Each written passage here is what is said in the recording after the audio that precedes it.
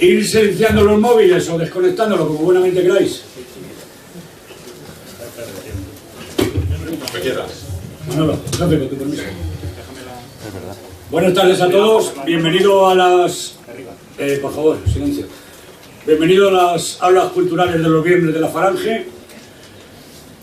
Poco puedo decir de la persona que nos va a amenizar hoy con su conferencia. Solo quiero decir que es editor, librero, estudiante de la historia, estudioso de la historia y sobre todo perseguido. Perseguido porque dentro de poco se va a perseguir hasta los arqueólogos, porque aquí quien está investigando la historia, sobre todo son los arqueólogos, parece que es delito quitar una verdad oficialista y decir una verdad absoluta. Entonces yo quisiera en este punto, que aunque sea un poco por encima, que nos cuentes los motivos de tu persecución y cómo estás pagando tu persecución. Bueno, vamos a dejar esto para los ruegos y preguntas y así nos vamos del tema. Pues entonces vamos a escuchar todos a Pedro Moreda.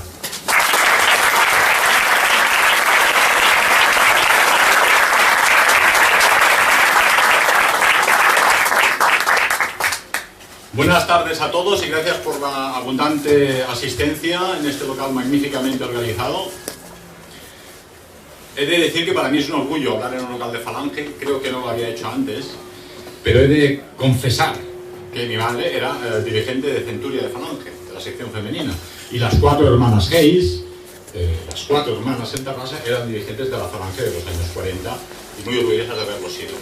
Curiosamente, aquella generación, después de militar muy decididamente en los años 40, se casaron y en época de Franco buscaron la prosperidad del país, que es lo que había que hacer, y se olvidaron de educar a sus hijos. De ahí que luego, pues en España, esa idea magnífica, pues antoniana de la Falange, se fue disolviendo en el aburguesamiento, la comodidad, el vamos a prosperar, y ahora tenemos de aquellos lodos estas tempestades, ¿verdad? El tema de hoy es la necesidad de una nueva ética revolucionaria. Y diréis, vaya mariconada, este hombre va a hablar de ética, de problemas que tenemos con la inmigración, la economía, las finanzas internacionales, pero os voy a demostrar que es un tema fundamental. Un poco la estructura de la conversación va a ser cuál es la sociedad actual que tenemos, cuáles son los problemas que vivimos, con qué gente contamos en nuestro campo, cuál sería la solución y cómo hemos de formar a nuestros camaradas y a nuestros militantes.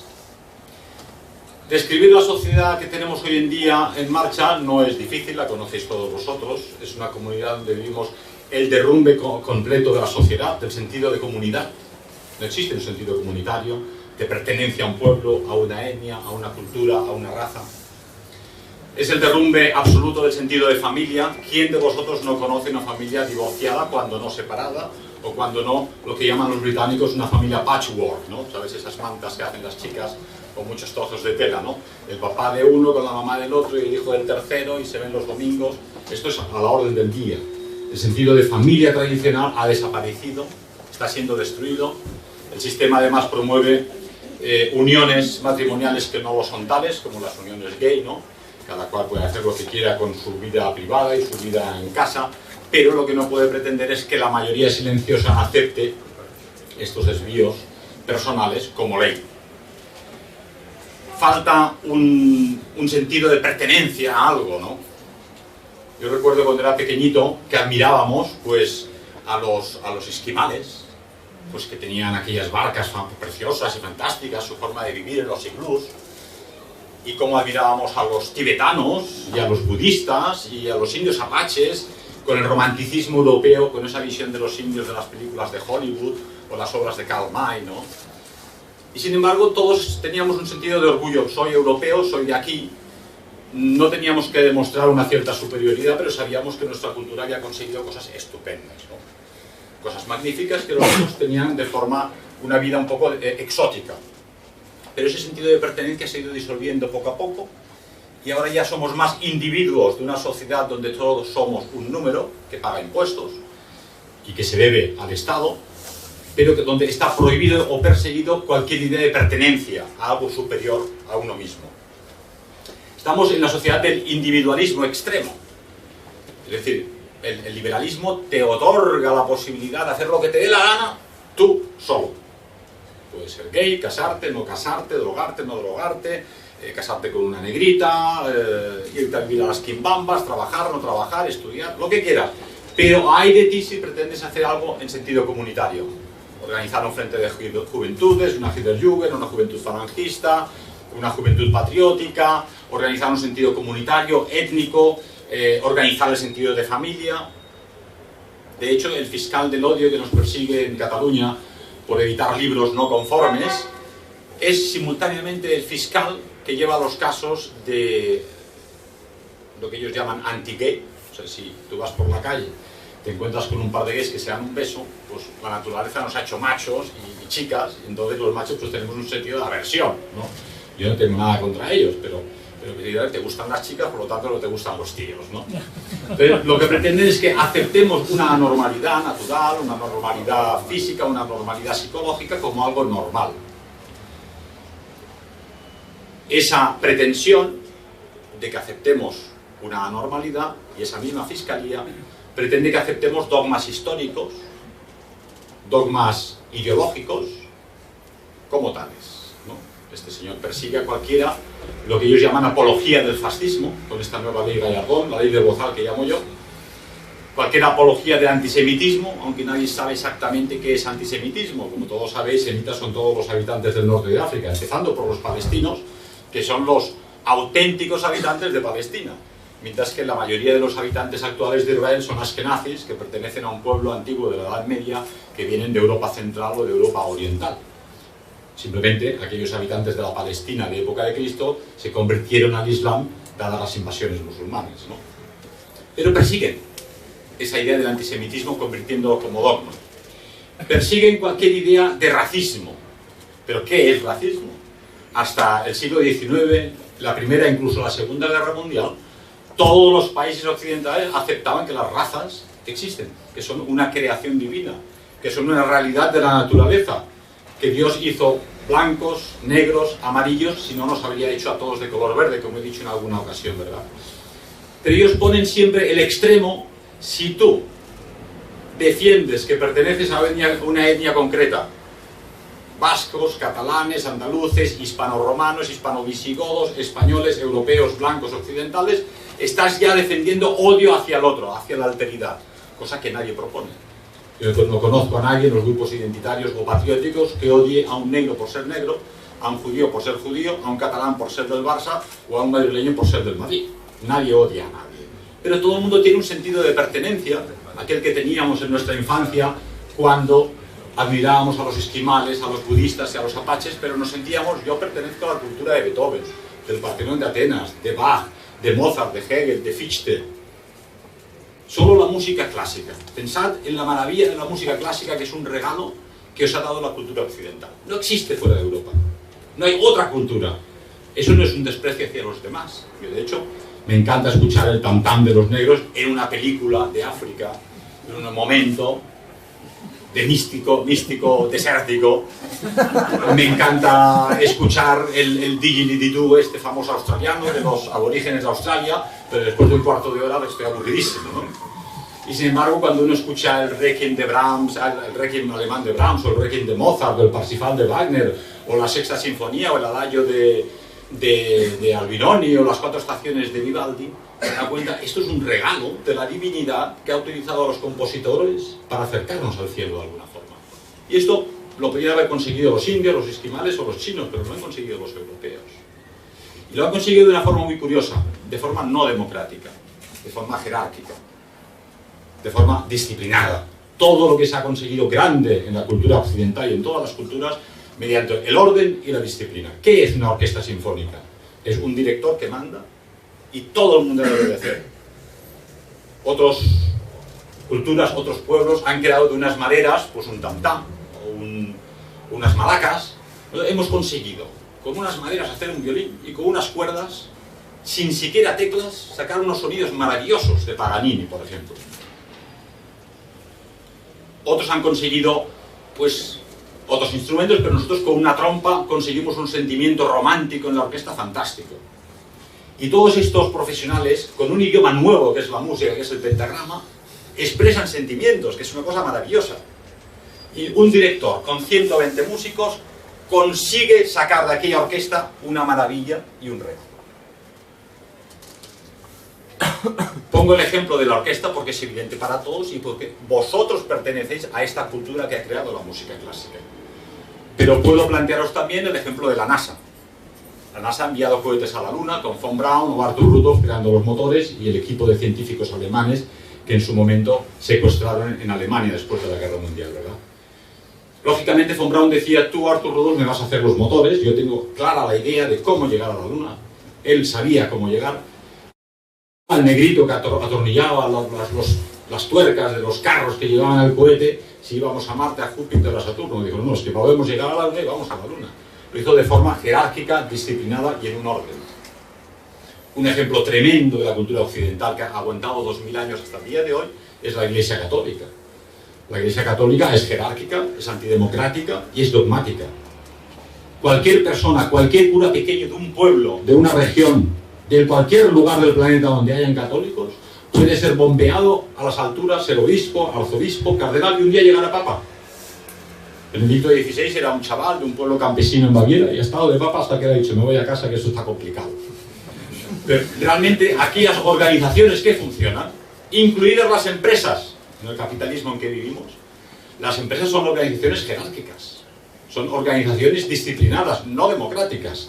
Tienen un objetivo que es ganar beneficios, produciendo estufas, locomotoras o sillas. Pero ahí no se mueve nadie. Y hay que obedecer si quieres cobrar tu sueldo. Y aquellas organizaciones que se llaman democráticas, los partidos políticos, son también, como empresas, organizaciones jerárquicas. El que se mueve no sale en la foto. Según los estatutos son muy democráticos, pero en realidad no es así. Entonces nos encontramos con una realidad natural. Las manadas de elefantes, las manadas de leones, las manadas de jirafas son dirigidas por un dirigente. Si veis gansos salvajes ahora en primavera que vuelan de forma magnífica en cuña, y hay uno que dirige, porque sabe dónde está África, o sabe dónde está el agua, o dónde están las marismas de Ruidera. Los demás obedecen. El elefante que manda la manada de elefantes es porque lleva 20 o 30 o medio siglo sabiendo dónde está el agua para beber cuando hay escasez, o dónde hay comida cuando llega el verano, y le siguen. Así, y no de otra forma, se ha organizado el ser humano desde que el hombre es hombre y desde que el mundo es mundo. Los vikingos subían a hombros al jefe vikingo en el escudo, no porque fuera más guapo, eran primos interpares, eran hombres libres, porque llevaban la espada y se defendían. Es decir, este hombre nos ha llevado a la victoria, o este hombre nos va a salvar de la hambruna, y lo nombraban jefe. Por lo tanto, el sistema de gobierno real es el sistema del jefe, que es la auténtica democracia. Aquella donde todos son dirigidos por los mejores, y los mejores siguen al mejor. Me preguntáis, bueno, ¿y quién decide quiénes son los mejores? Los mejores. Es así de sencillo. Pero nos encontramos con un mundo donde ha vencido el liberalismo. El liberalismo, junto al comunismo y tal vez el fascismo, son los tres hijos de la Ilustración. Pero en esta batalla de estos tres hijos de la Ilustración, el liberalismo venció al fascismo en 1945, que incluía pues, la Falange y Franco han durado los coletazos un poco más, vencieron al fascismo de Mussolini, vencieron al nacionalsocialismo, y en el año 91 se derrumbó la competencia del mismo sistema que era el comunismo. El liberalismo se ha impuesto y solo tiene sentido en tanto nos libera de algo. El liberalismo tiene sentido porque nos liberaba del fascismo, nos liberaba de la tradición, nos liberaba de la religión, nos liberaba del comunismo. Ahora ya estamos liberados totalmente de todo, incluso de nosotros mismos. De ahí que necesiten crear el enemigo que cohesiona las fuerzas propias. De ahí que una vez hundido el comunismo buscaron el enemigo en el mundo musulmán y han ido inventando armas de destrucción masiva en Irak, armas de destrucción masiva en los países del norte de África, recientemente en Irán, hasta que han visto que Irán pues, no se dejaba doblegar gracias a Rusia y a China, pero en principio necesitan la idea constante de un enemigo del que puedan o tengan que liberar a la humanidad. El problema que tienen ahora es que como la humanidad ya ha sido liberada de todo y estamos en pleno liberalismo galopante, sufren una crisis de implosión. De ahí la crisis financiera actual. Nos quieren liberar ahora de nuestras tradiciones. Podría ser, no es muy factible, que se diera un conflicto entre Occidente y Rusia. no porque Rusia sea comunista, que no lo es de hacía mucho tiempo, no porque Rusia sea extremadamente dogmática y jerárquica, sino porque a lo mejor no es lo suficientemente liberal, o no es lo suficientemente anticomunista, o no es lo suficientemente abierta a las imposiciones del liberalismo, por ejemplo, el matrimonio homosexual, la adopción de bebés homosexuales, la dependencia del Fondo Monetario Internacional, la Reserva Federal, y esa pequeña parte de independencia, sobre todo de sentido de tradición que tienen los rusos, a pesar de 70 años de comunismo, hacen a Rusia y a Putin sospechosos para el liberalismo occidental. Y aceptar como un hecho que Estados Unidos y la OTAN y la Unión Europea no son más que los defensores, son el escudo armado del liberalismo. O sea, no luchan por los pueblos europeos, no luchan por nuestra cultura, no luchan por Cataluña, País Vasco, el Tirol, Baviera, España, Italia, Noruega o Suecia. Luchan por el liberalismo económico galopante y por una élite financiera que dirige los destinos del mundo y una masa de 7.000 millones de personas que deben obedecer. Ellos defienden con el liberalismo la libertad de expresión, pero defienden su libertad de expresión, no la del disidente. De ahí, como decía nuestro camarada, que en cuanto surge alguna persona que disiente de los dogmas del sistema históricos, morales, familiares, tradicionales o políticos, debe ser aniquilado. Normalmente el sistema tiene tres formas de aniquilar al oponente o al disidente. Primero le declara loco. Entonces ese tío está loco, ¿no? Pero si consigues demostrar que no estás loco del todo y que dices cosas que tienen sentido, entonces te declaran terrorista. Ya cogen miedo y este terrorista, es lo que hacen con los musulmanes, por ejemplo, ¿no? Y si eres terrorista eres un peligro público y por lo tanto ya te pueden matar, asesinar, bombardear o quemar vivo con napalm. Pero si a pesar de todo consigues demostrar que no eres un terrorista, entonces te acusan de nazi y entonces ya no hay nada que hacer. Entonces ya el argumento de bloqueo deja las mentes en blanco y no hay forma de conversar con nadie, ¿verdad? El sistema liberal además tiene los controlados medios de comunicación, como muy bien defiende el doctor William Pierce. No sé si alguien ha leído un libro magnífico que hay aquí fuera que se llama La voz de la disidencia. La voz de la disidencia, donde explica perfectamente cómo los controlados medios de comunicación son ni más ni menos la correa de transmisión de esa élite que dirige los destinos del mundo. Y los medios de comunicación, como los partidos políticos, no son otra cosa más que las terminales de la alta financia internacional. De ahí que hace poco leía que el fraude fiscal en España es un 8%, los pequeños autónomos, las pequeñas empresas, aquellos que persigue Hacienda, es un 8%.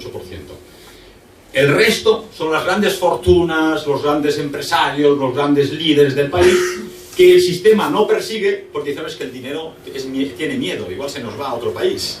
No les persiguen porque estos partidos políticos y estos políticos se deben a estas empresas, a estas grandes familias, a estos grandes banqueros que tienen cuentas en Suiza y que les financian las carreras políticas. De ahí que ya la misma idea de democracia parlamentaria actual está pervertida en sus orígenes. Por lo demás, todo el mundo sabe que la misma idea de democracia es antinatural. Lo he señalado un poco al principio con las ideas de la NASA, la Iglesia Católica, o las manadas de elefantes. Una democracia es un hombre, un voto. Es decir, que Beethoven, que acaba de salir de leerse todos los programas de los partidos políticos y que se los ha estudiado a fondo, y un señor borracho que sale a la taberna, tapadeándose, el domingo van a votar y el voto vale exactamente lo mismo. Eso es absolutamente absurdo. No puede ser. ¿Por qué el voto de Beethoven tiene que valer lo mismo que la del borracho que sale tambaleándose de la taberna, verdad? Por lo demás, siempre recurren a la idea, es que es la democracia griega, la polis griega que inventó la democracia. Esto es un cuento chino. Porque los griegos eran demócratas solo con los griegos, con aquellos que eran ciudadanos de Atenas. Pero los esclavos de las colonias factorias no tenían absolutamente ningún derecho. Es decir, los griegos defendían una democracia identitaria que a fin de cuentas es lo que defendía Hitler. Todos los alemanes podéis votar en referéndum, cosa que por cierto hacía Hitler y Franco muy a menudo, y los demócratas todavía no han hecho un referéndum en su vida en España, ¿no?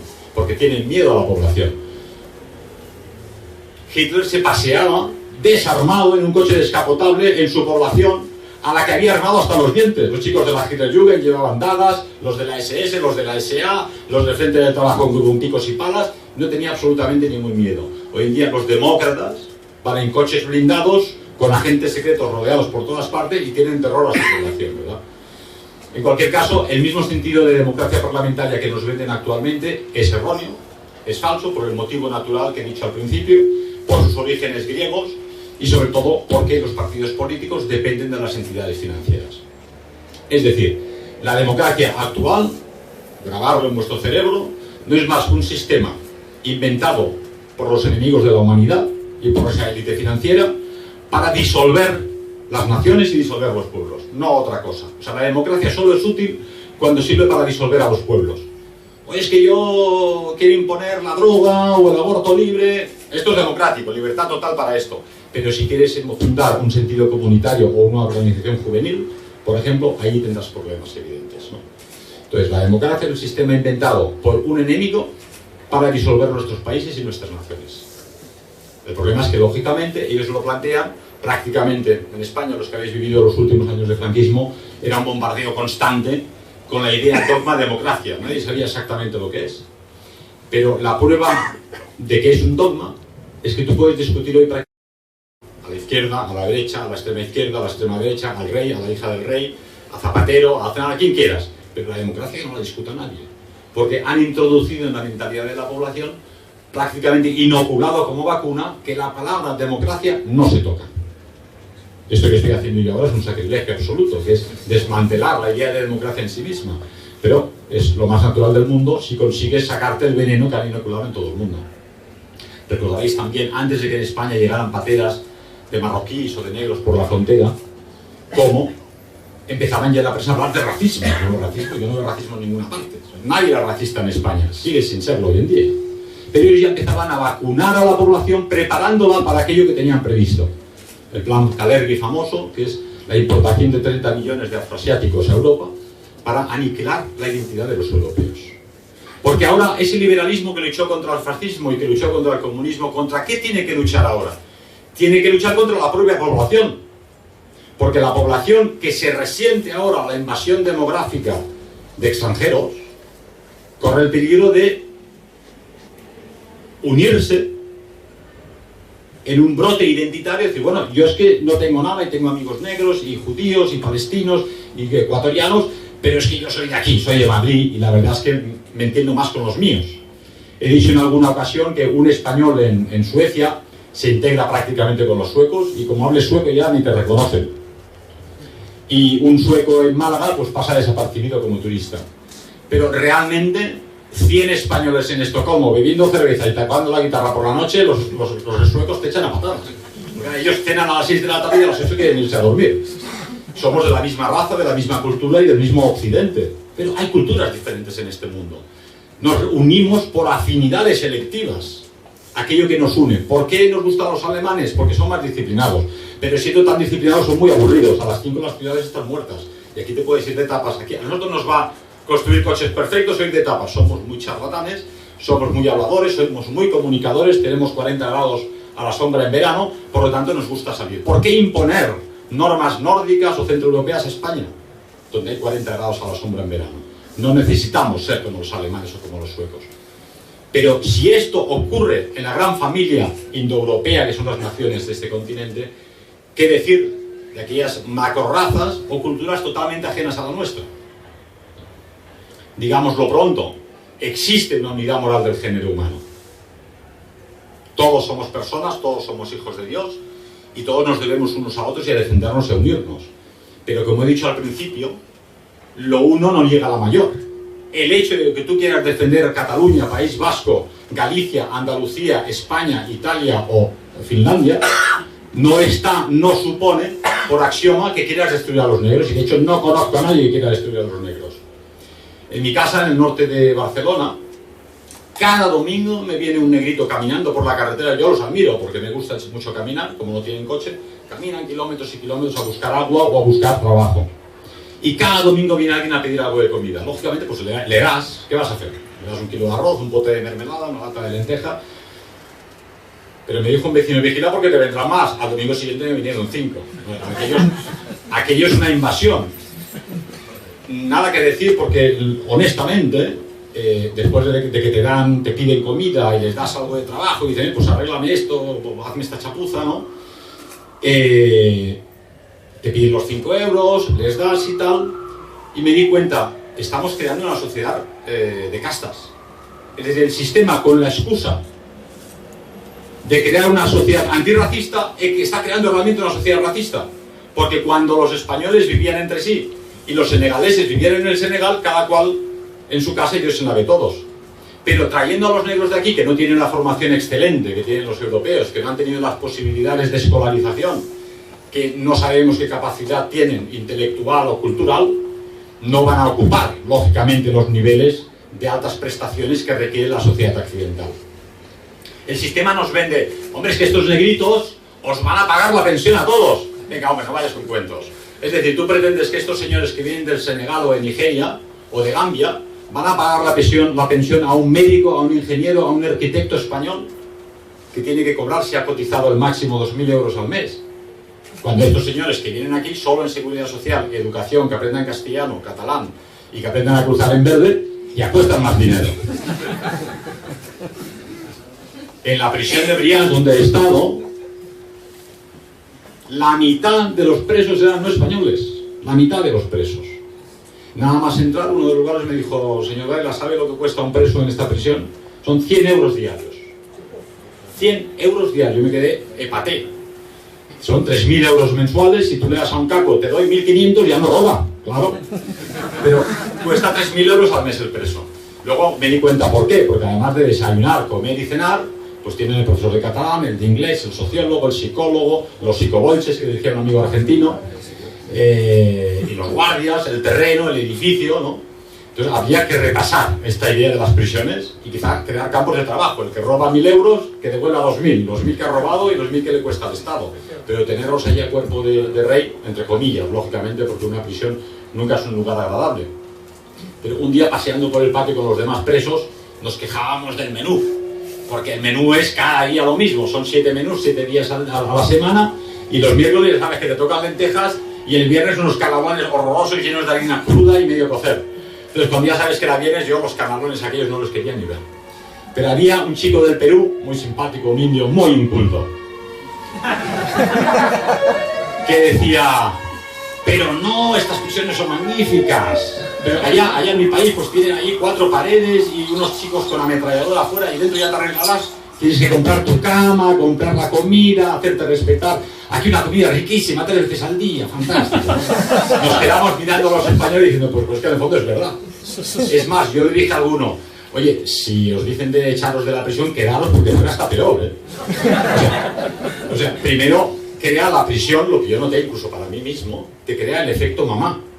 Porque allí te va a la compra, los guardias van a comprar al supermercado, luego te cocinan, te sirven la comida, lógicamente, te traen el correo. A mí me odiaban porque recibí 2.200 cartas y cada día me tenían aquí una cola inmensa para mis cartas, ¿no? Entonces están todo el día al servicio, fuera yo tengo que hacer cola para ir a la seguridad social, y allí en la prisión podía ir tranquilamente porque el médico estaba a tu disposición, el dentista o el oculista, ¿verdad? Pero esta es la realidad social.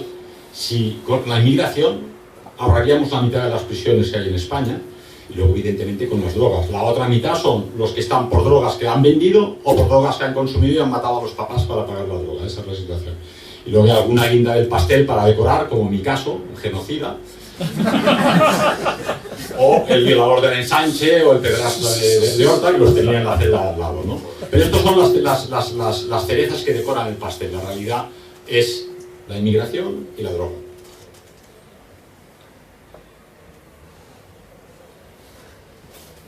Tenemos además que el liberalismo, para desmantelar las naciones a las que pretende defender, de no se sabe ya qué enemigo, empieza a inocularnos la idea de no discriminar. ¿Qué es discriminar? Sabéis, por experiencia, que la discriminación en nuestra infancia no era mala, discriminar era bueno, esto lo explica Pers en su libro también. Uno discrimina entre lo bueno y lo malo y escoge lo bueno, estoy discriminando, lógicamente. Vas a comprar un coche y discriminas entre 3 o 4 que te venden abollados o que han tenido un accidente y piensas por el aspecto del señor o de dónde viene o si lo ha tenido en garaje que este señor me vende un coche bueno. Estoy discriminando realmente, ¿no? Cuando tú escoges tus amistades estás discriminando.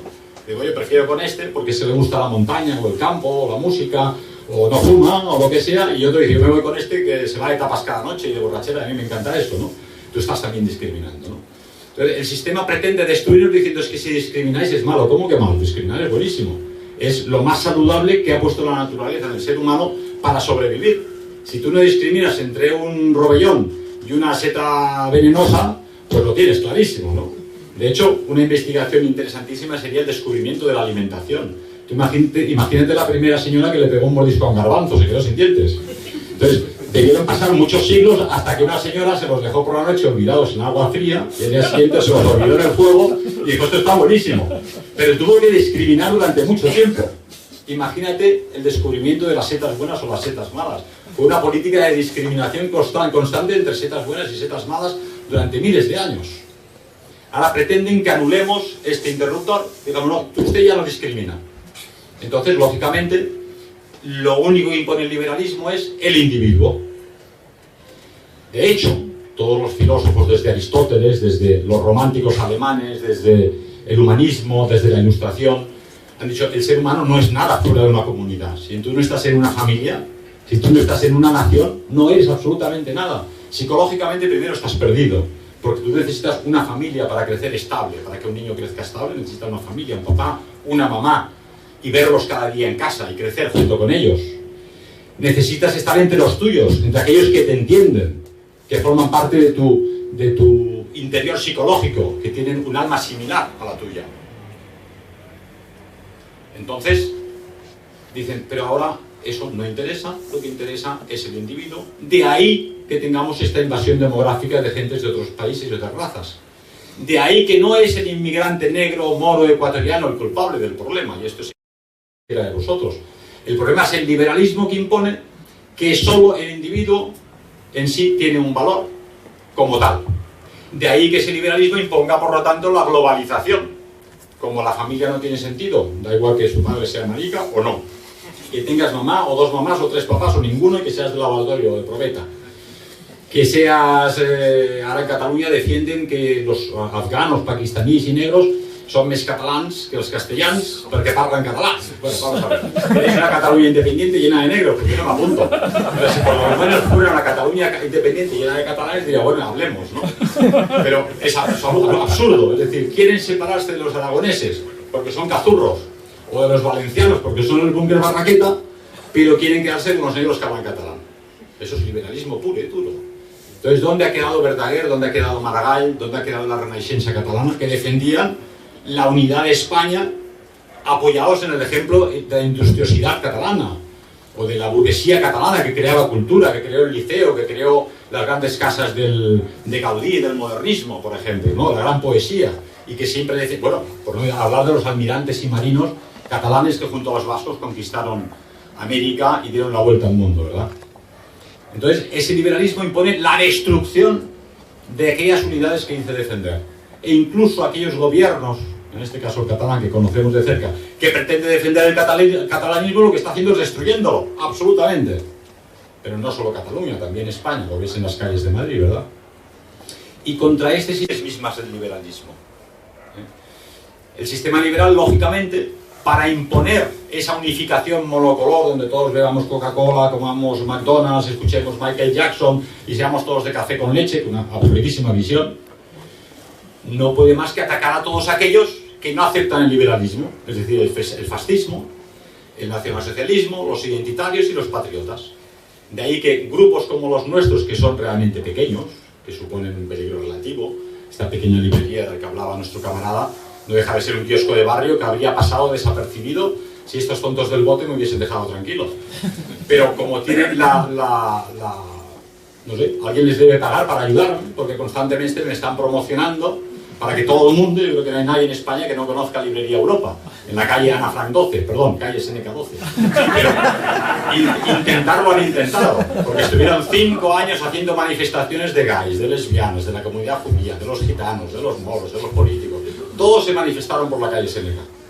Es más, el ayuntamiento urbanizó la calle Seneca, muy bonita, yo he salido ganando, y pusieron una placa de hierro preciosa donde pone Ana Frank, una pobre niña que murió de tifus en Bergen-Belsen al final de la guerra, como tantos niños alemanes y no alemanes, porque estaban convencidos de la victoria. Pero la ley les obligaba a preguntar a las 240 familias de la calle Seneca. Y las 240 familias dijeron, pero Seneca es el único pensador español, cordobés, aquí, un tío castizo de verdad, uno de los pensadores más importantes de Roma, y lo queréis echar a patadas con una niña de Holanda que ni conocemos. Total, que fracasaron estrepitosamente. Yo lo lamenté, porque reconozco que ir a comprar un libro revisionista en la calle Ana Frank 12.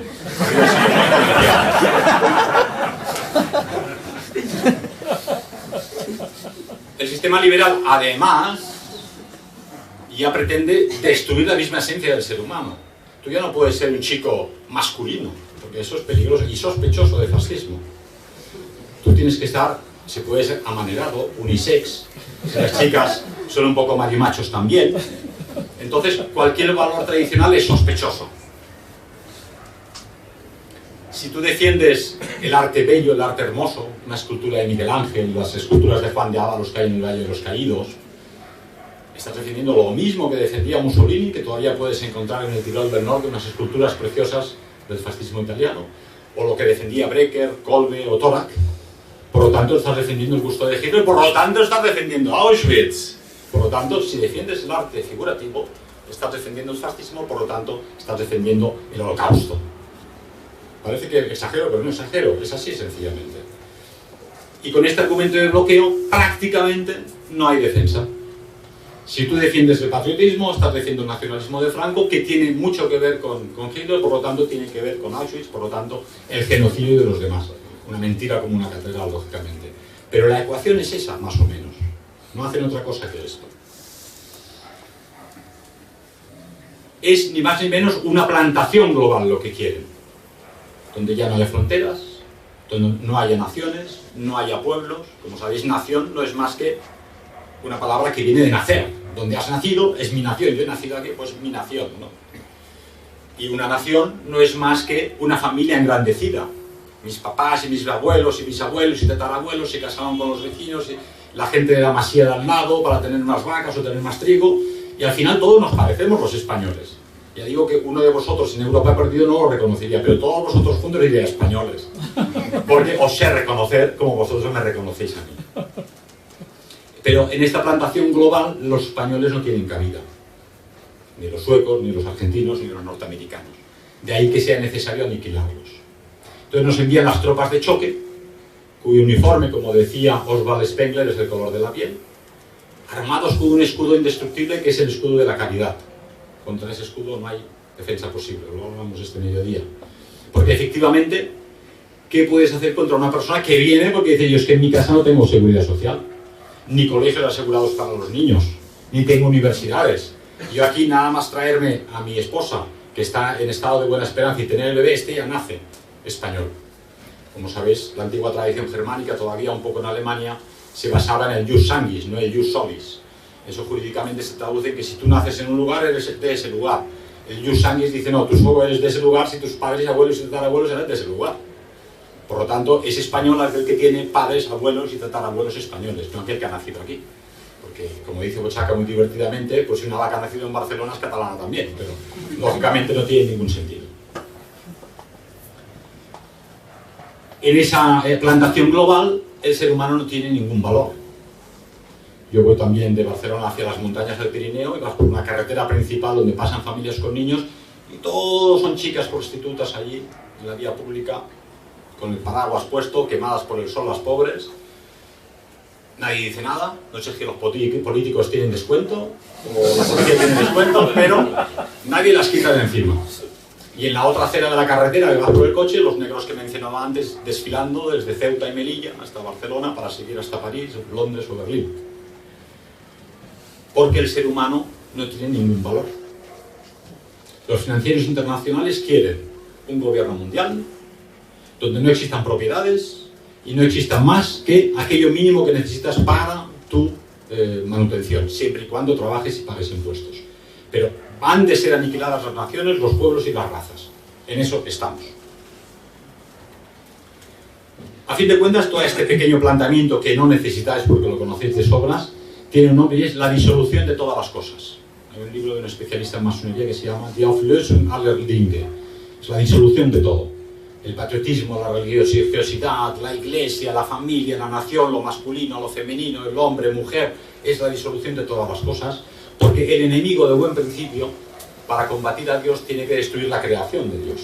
Yo siempre digo que lo tienen crudo, porque en esta batalla metafísica en la que estamos todos inmersos, están combatiendo contra las leyes de Dios y contra las leyes de la naturaleza. Posiblemente causarán daño a estas plantas, a estos animales, a estos seres humanos, pero antes o después la realidad se impone y la naturaleza se impone. En Estados Unidos, en Nueva York, americanos desde hace 300 años todos, y todos con pasaporte yanqui, pero tienen su barrio negro, ahí la policía blanca ni se acerca por si acaso, tienen el barrio judío, el barrio anglosajón, el barrio hispano, el barrio italiano, y mantienen la raza originaria que tenían. Porque al final la realidad se impone. Pero es evidente que cabría la posibilidad que destruyeran, me decía un amigo judío, Israel Shamir, quizá habéis escuchado en alguna conferencia, que se ha convertido al cristianismo, decía: Pedro, la única posibilidad es que los judíos se conviertan como yo, pero si no se convierten destruirán la naturaleza y el mundo. Yo me quedé paté, pero este señor tiene que saberlo porque es nieto de un rabino de Tiberíades, educado en la alta escuela de ciencias de la Unión Soviética, vive en Israel y ha sido periodista y diputado en el Parlamento israelí, ¿verdad? Frente a esta situación casi dramática, con la que he hecho un par de pinceladas, ¿qué tenemos? Tenemos nuestra gente, los que estáis aquí delante, y aquellos que estén fuera que hoy no han podido asistir. Fui el otro día en Barcelona con los camaradas a ver Sonrisas y Lágrimas, una obra teatral que conocéis por la película famosa de Julie Andrews, muy simpática, originalmente El sonido de la música. Es una película muy bonita que tiene mucho éxito, ha tenido éxito durante muchísimos años,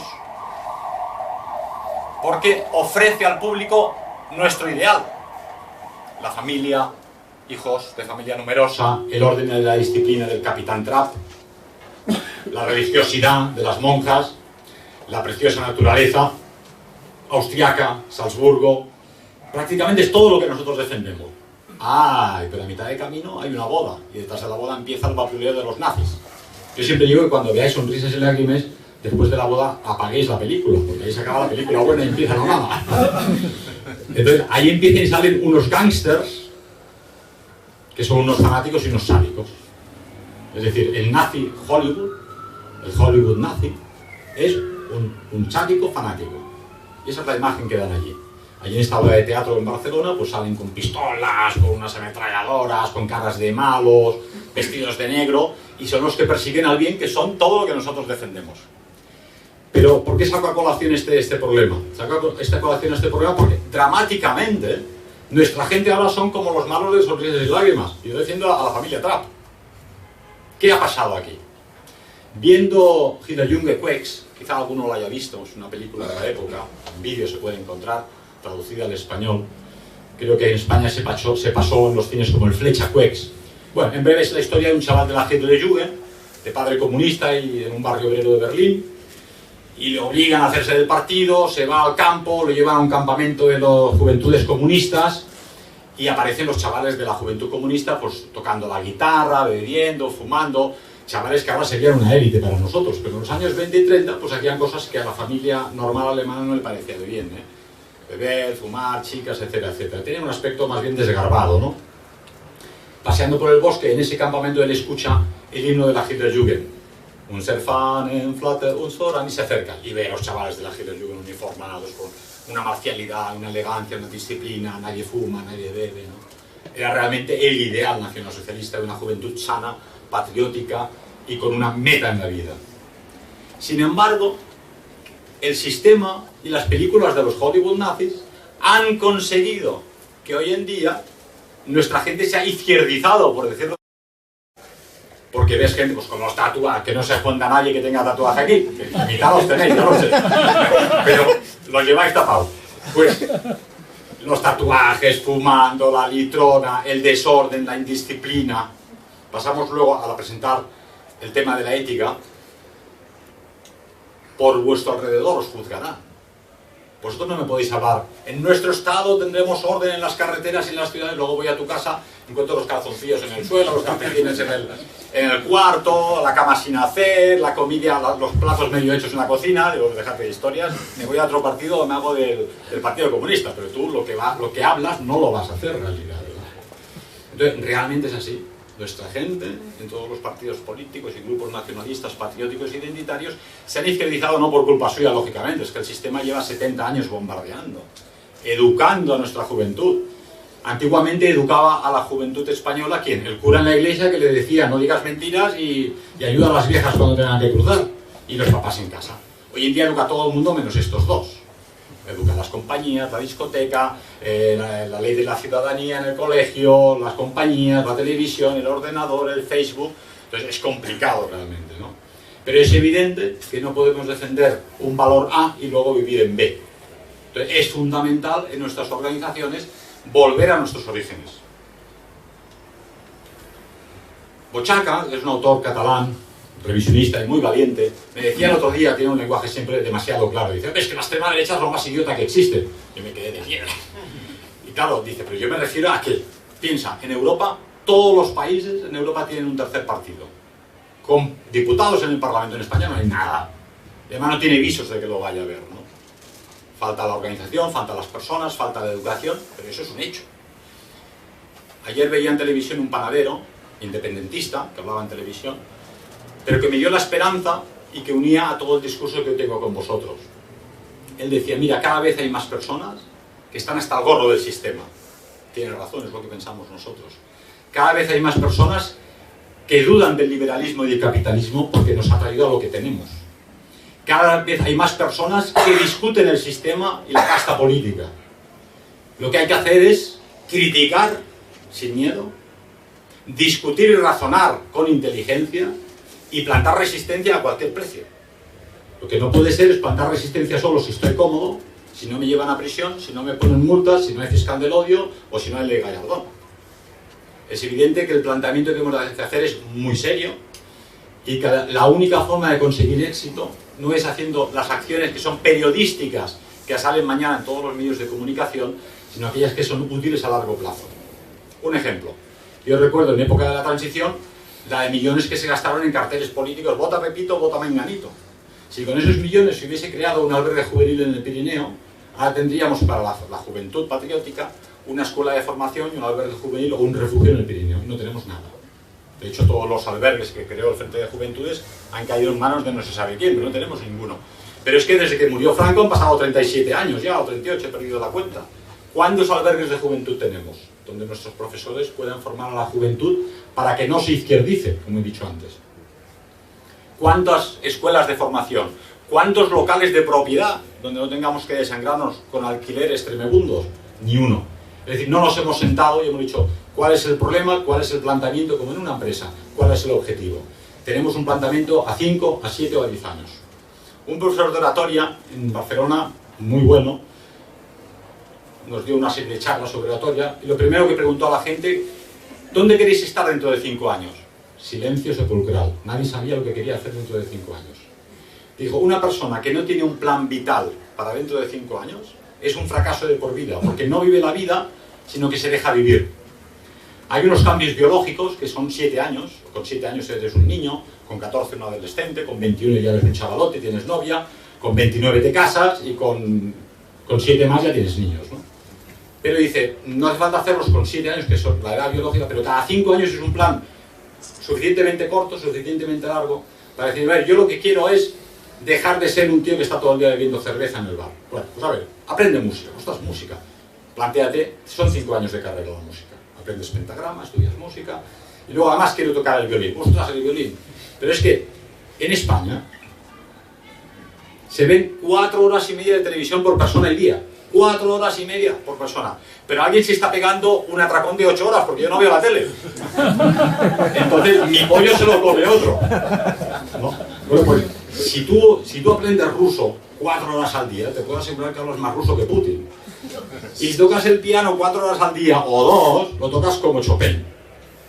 Y si lo que quieres es tener una formación y una carrera en oratoria y cada día te pones a estudiar y a escuchar y a preguntar a gente que habla en público, al final hablas como el Dr. Goebbels. Pero eso hay que planteárselo.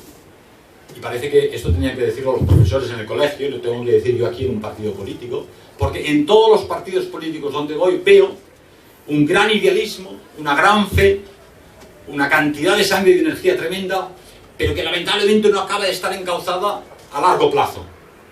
Y esa es la única solución que tenemos. Nadie nos va a sacar las castañas del fuego. No va a venir un millonario americano, ni los marcianos con los ovnis, ni los reptilianos, olvidaros de tonterías. O sea, la naturaleza solo conoce la lucha, y el que no lucha fracasa. El león que no va por comida y no va por agua, se lo comen los demás. Eso está así de claro. Es más, yo casi diría que el hecho de que los africanos vengan y nos quiten España nos lo merecemos.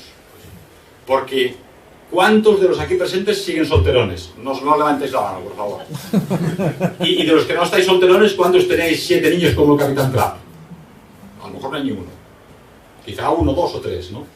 La naturaleza exige, donde tú no estás, está otro. Está clarísimo. Claro, si tú les quieres llevar a Londres, a Oxford y a Cambridge y que hagan vacaciones en México y tener coche tú y tu mujer y tu hijo, que todos tengan móvil y pagar facturas, ir a colegios de pago, no tienes tiempo para tener niños. Entonces los tienen los negros, que no tienen problemas en tener 3 con la primera mujer y 4 con la segunda, ¿no? Que además luego se vienen a España. Entonces, en cualquier caso, es una realidad. Si los españoles no tienen niños, no habrá España, ¿eh? O sea, el patriotismo de pandereta no me sirve para nada. Primero hay que crear a los españoles y luego educarlos como tales, que conozcan su cultura y que conozcan su tradición, que conozcan su arte. Es importantísimo que todos nuestros militantes y aquello que comuniquemos a la población sea un sentido de pertenencia racial, en el sentido positivo que decía antes. Podemos admirar, yo admiro muchísimo a los Nuba de Cao que filmaba Leni Riefenstahl, a los guerreros Masái, que tienen un sentido aristocrático de la existencia, ¿no? Fridtjof Schuon menciona que entre las élites de las culturas, incluso muy lejanas, hay más unidad moral y espiritual que entre las tropas. Porque un guerrero Masái, con un sentido aristocrático y guerrero de la existencia, tiene mucho más que ver con un vikingo europeo que un chaval del Barça pegando gritos con el puro puesto y la barriga llena de cerveza. Pero yo con esto no me siento identificado para nada. No será catalán y sea blanco, pero la verdad me uno al guerrero Masái. Quiere decir que esa idea de verticalidad, de aristocracia no democrática está en todas las culturas y te sientes identificado con aquellos que defienden eso. Muchos de vosotros, por lo menos en mi generación, llegamos a esta cuestión por una cierta atracción hacia el ejército alemán, aquella marcialidad de la Wehrmacht, la elegancia del uniforme de la SS, la cruz de hierro en los aviones Stuka, una cosa muy superficial. Pero de alguna forma era la llamada del norte. Había un mensaje racial en aquellas tropas, en aquellos ideales, que conectaban con la biología que los godos, visigodos, vándalos, romanos, griegos, vascos, íberos y celtas dejaron en este país, que sois todos vosotros. De ahí esa simpatía que teníais hacia aquello que os representaba. ¿Cuántos coleccionistas conocéis que no se maten por una cruz de hierro y cuántos coleccionan una estrella soviética? Pues nada, una décima parte, ¿no? Un detalle.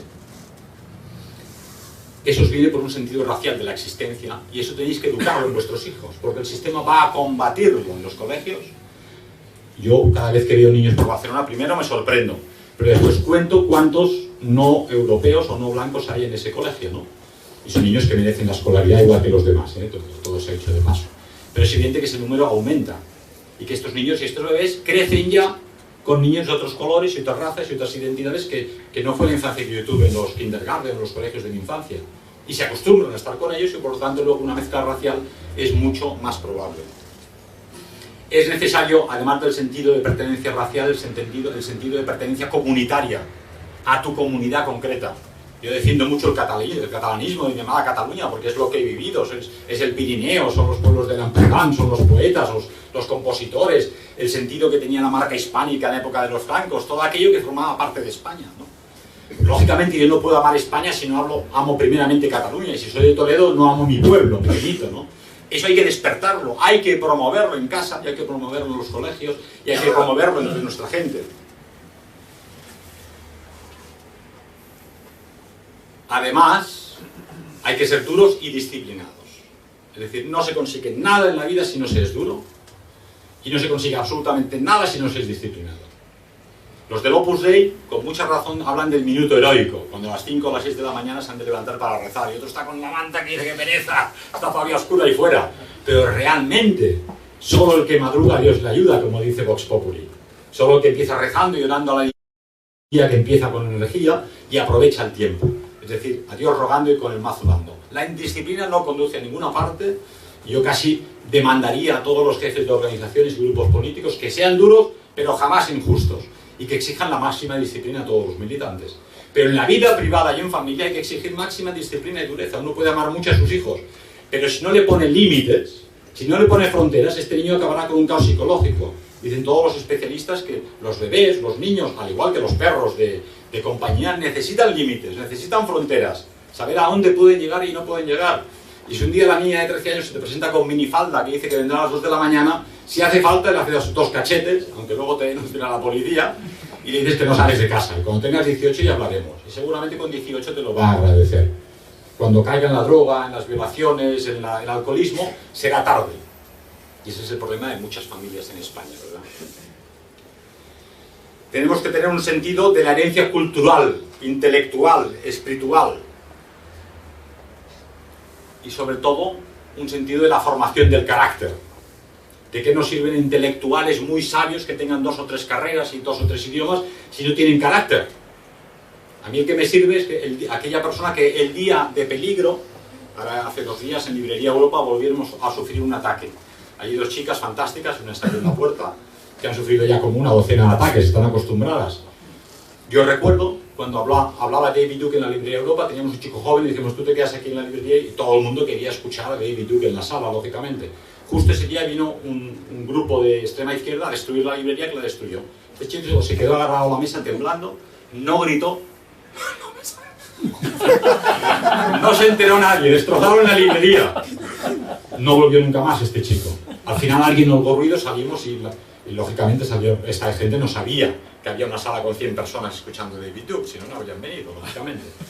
¿Qué le falló a aquel chico? Le falló en ese momento el carácter, lógicamente. Entonces yo prefiero un chico que no me toque el violín o que no sepa 7 idiomas, pero que el día que le ven en 24, como pasó anteayer, está firme en su sitio. ¿Cómo? En las Termópilas. Hablamos mucho de las Termópilas, los 300 de las Termópilas, pero me gustaría mucho ver a los 300 de las Termópilas hoy en día. ¿Quién se quedaría allí en aquel momento? Y sobre todo, además de entender el problema, que es lo que estamos entendiendo hoy aquí, solo me sirven aquellos que dan el paso y toman la responsabilidad. Algo hay que hacer. Uno puede traducir libros, el otro dirigir un partido, el otro una organización sindical, pero algo hay que hacer. Uno no se puede quedar en casa viendo las 4 u 8 horas de televisión, poniendo veres a los políticos y no hacer nada. La vida es acción. Concentrarse en lo que es efectivo y, desde luego, nada de actividades ilegales, armas, asaltar bancos para el partido, drogas, prostitución, transparencia total. Porque, de hecho, nosotros convencimos, la Falange convenció, el nacionalsocialismo convenció, el fascismo convenció, porque eran transparentes y movilizaban a la población. Pero si somos una cosa que no decimos, no convenceremos nunca a nadie. Fundamental conocer tu cultura, conocer el arte. Arte, como sabéis, viene del artesano, que podía hacer algo con las manos. En alemán dicen Kunst kommt vom Können. Kunst es arte, Können es poder, el que puede algo, ¿no? Pues yo digo que Miró o Tapias no pueden ser artistas porque no pueden nada. Las marchadas que pintan las puede hacer mi hija de 4 años, ¿no? Pero en el arte tenemos la escultura. ¿Quiénes conocéis los escultores españoles? ¿Quién es el autor de la escultura de los amantes de Teruel en Teruel? Algunos lo conoceréis, pero muchos apuesto que no. Eso hay que saberlo. ¿Quién conoce a Clará, a Gimona, a Vayreda? Pocos los conocéis. La música mencionada antes, de todas las artes quizá la que llega antes al alma, porque no necesita de una observación, va directo a ti, a tu corazón. Y está hablando la divinidad a través de Mozart, o de Chopin, o de Beethoven. Eso hay que conocerlo, porque si luchas por tu cultura y no conoces tu cultura, ¿qué defiendes en realidad? ¿Qué defiendes? ¿El carnet de identidad español? ¿La frontera del Pirineo y 15.000 kilómetros de costa? No, estás defendiendo una cultura 2 veces milenaria. Pero tienes que conocerla. ¿Quién era Séneca? Si era de Córdoba o de dónde era. Y sobre todo, conócete a ti mismo, dicen todos los especialistas en educación personal.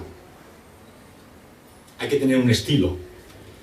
Uno no puede ir a trabajar por la mañana, sobre todo si trabajas en un banco, sin corbata, porque si vas con camisa hawaiana y en pantuflas, te van a echar al día siguiente. Oye, el trabajo lo hago igual, sí, pero haga el favor de coger la puerta y marcharse.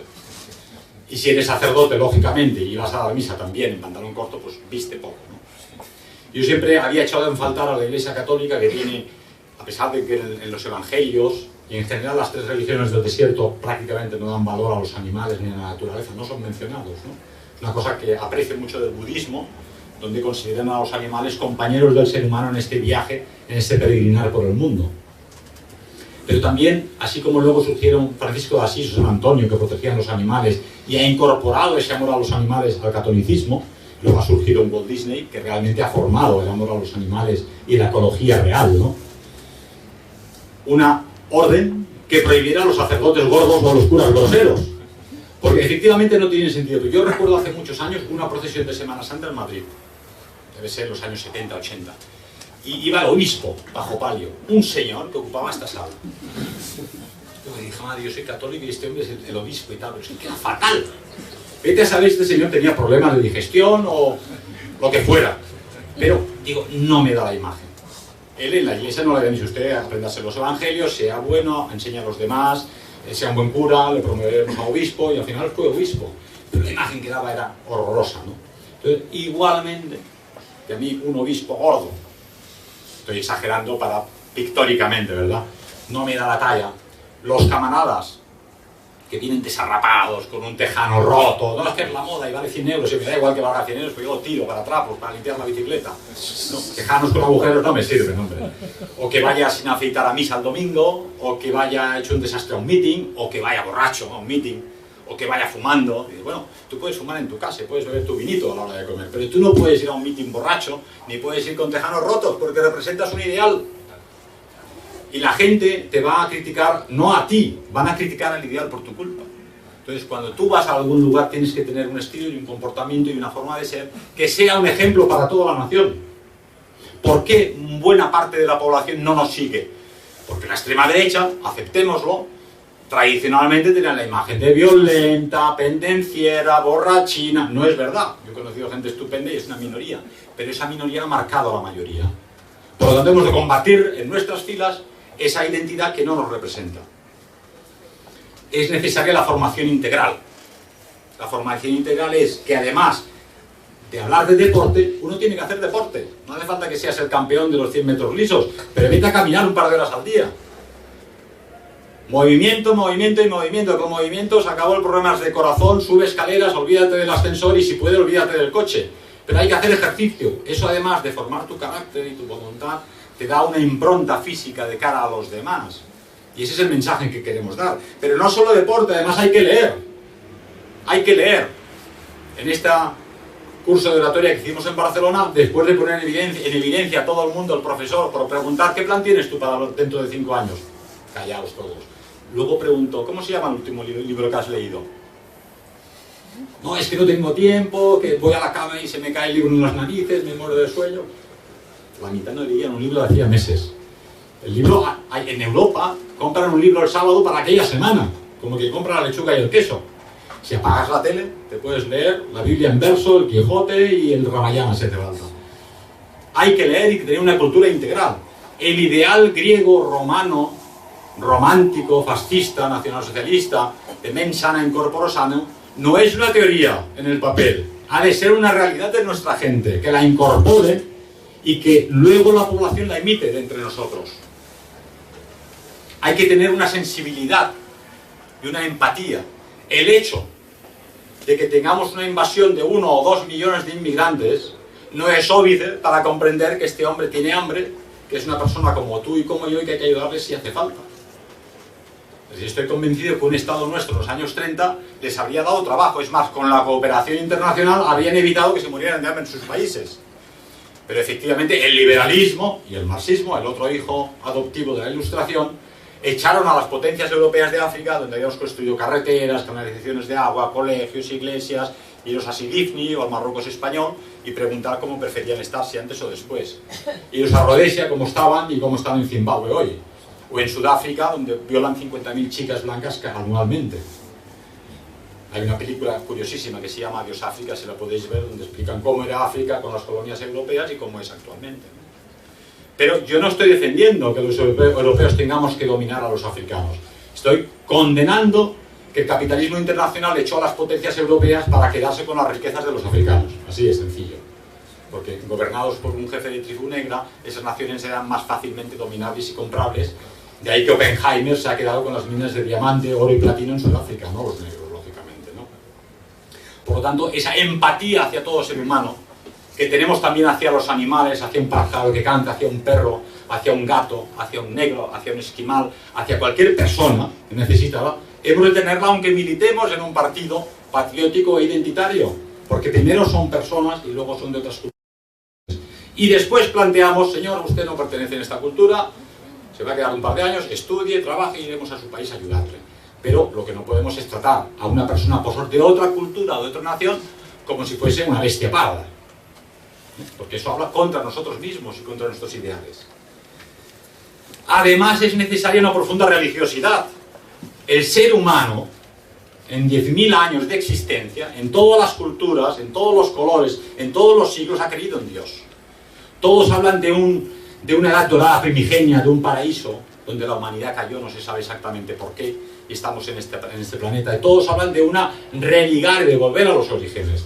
Todos nacemos impregnados con un sentimiento de que Dios existe, aunque el sistema el liberalismo intenta arrancarlo, porque si no tienes religiosidad, estás aquí y realmente eres más que unos kilos de carne y huesos, ¿verdad? Entonces la religiosidad, sea cual sea, budista, del séptimo día, de testigos de Jehová, católica, judía, lo que me da igual. Ese sentido de pertenencia aún más allá os da la energía y la fuerza para el combate en esta tierra. Si vosotros perdéis el miedo a la muerte, la vida os la van a quitar de todas formas, no os hagáis ilusiones. Si tenéis suerte y no es el cáncer, 1 de cada 3 cae de cáncer.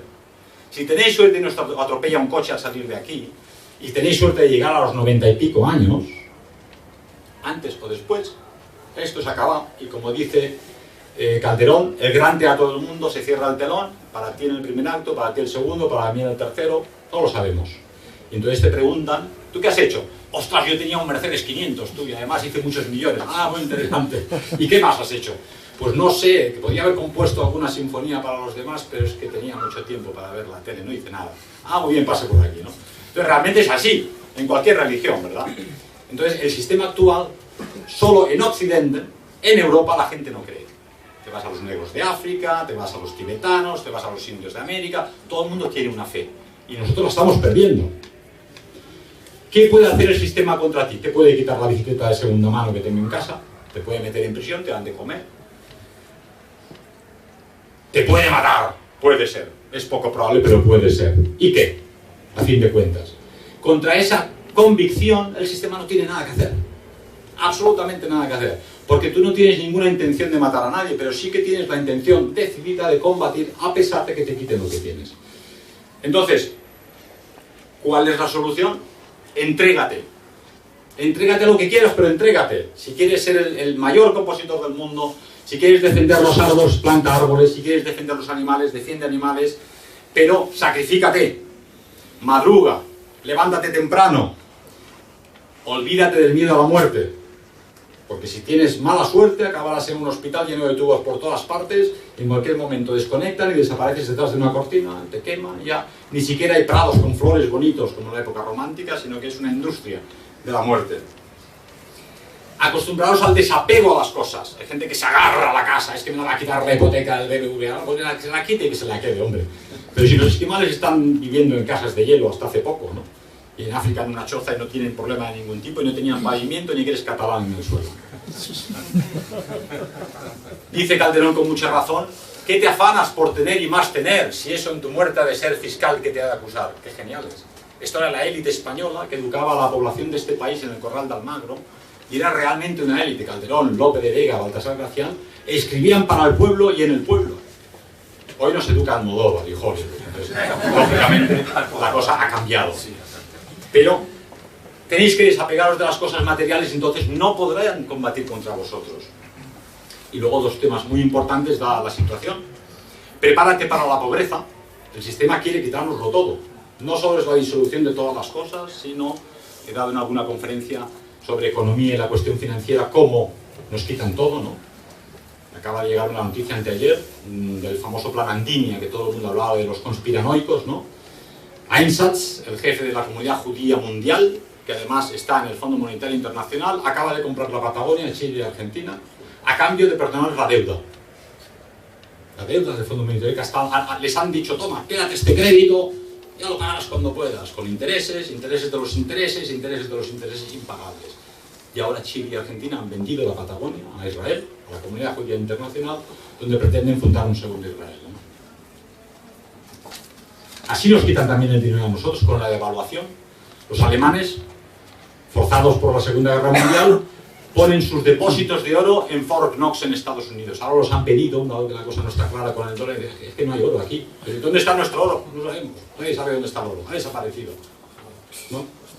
Y en España y en Inglaterra, ministros de economía estúpidos vendieron el oro cuando estaba en su mínimo histórico. Ya cuando subió al máximo histórico no tenemos oro tampoco, ¿no?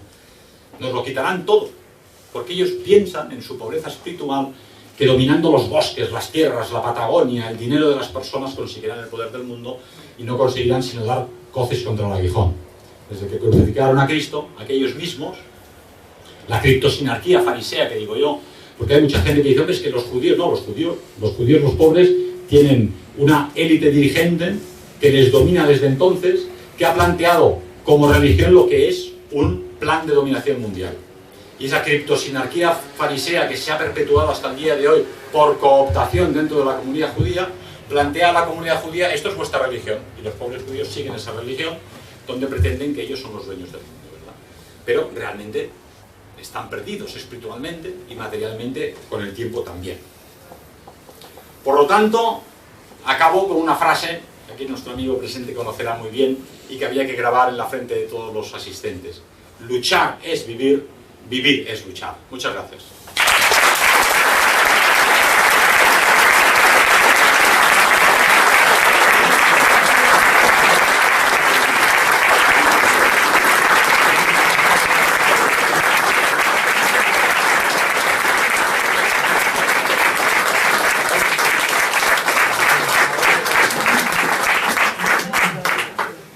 Voy sino a pasaros una imagen real de esa cultura europea que defendemos para que sepáis por qué vais a luchar, por qué vais a morir, por qué vais a ser pobres y por qué tenéis que apagar la luz aquí, por favor. Se verá mejor, ¿no? Una solo, una. Al fondo dejarla. Aquí hay una lucecita, ¿verdad? Estas cosas aquí yo puedo ver algo. Aquí. No, al revés. Ah, hay pinza, ¿no? Sí, eso es. Sácalo. Gracias. Y ponla ahí, claro. Ahora se puede ver. Ya esto se pone en marcha, ¿no?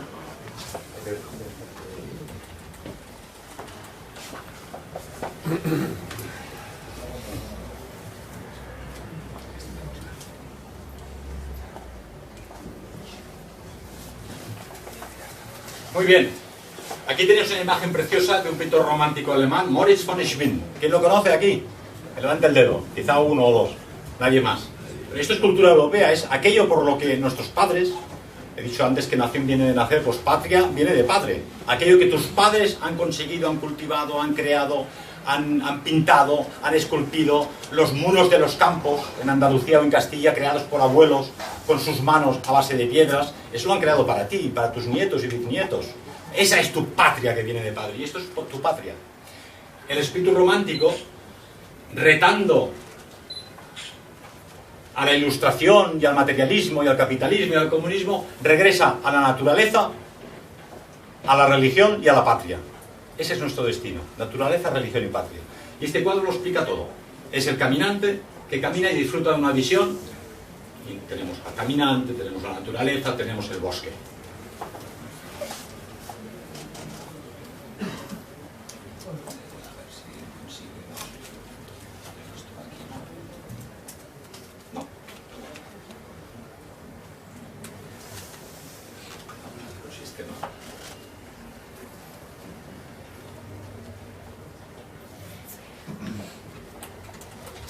Botticelli.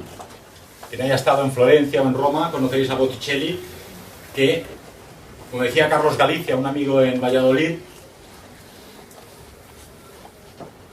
cabellos dorados, ojos azules, tez pálida, eso hoy en día sería declarado racista, pero era el ideal de belleza del Renacimiento italiano.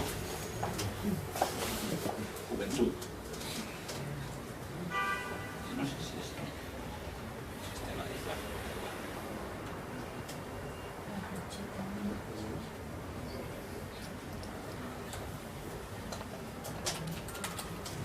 Un pintor nacionalsocialista, Schwertfeger, los tiempos de la lucha ilegal en el partido.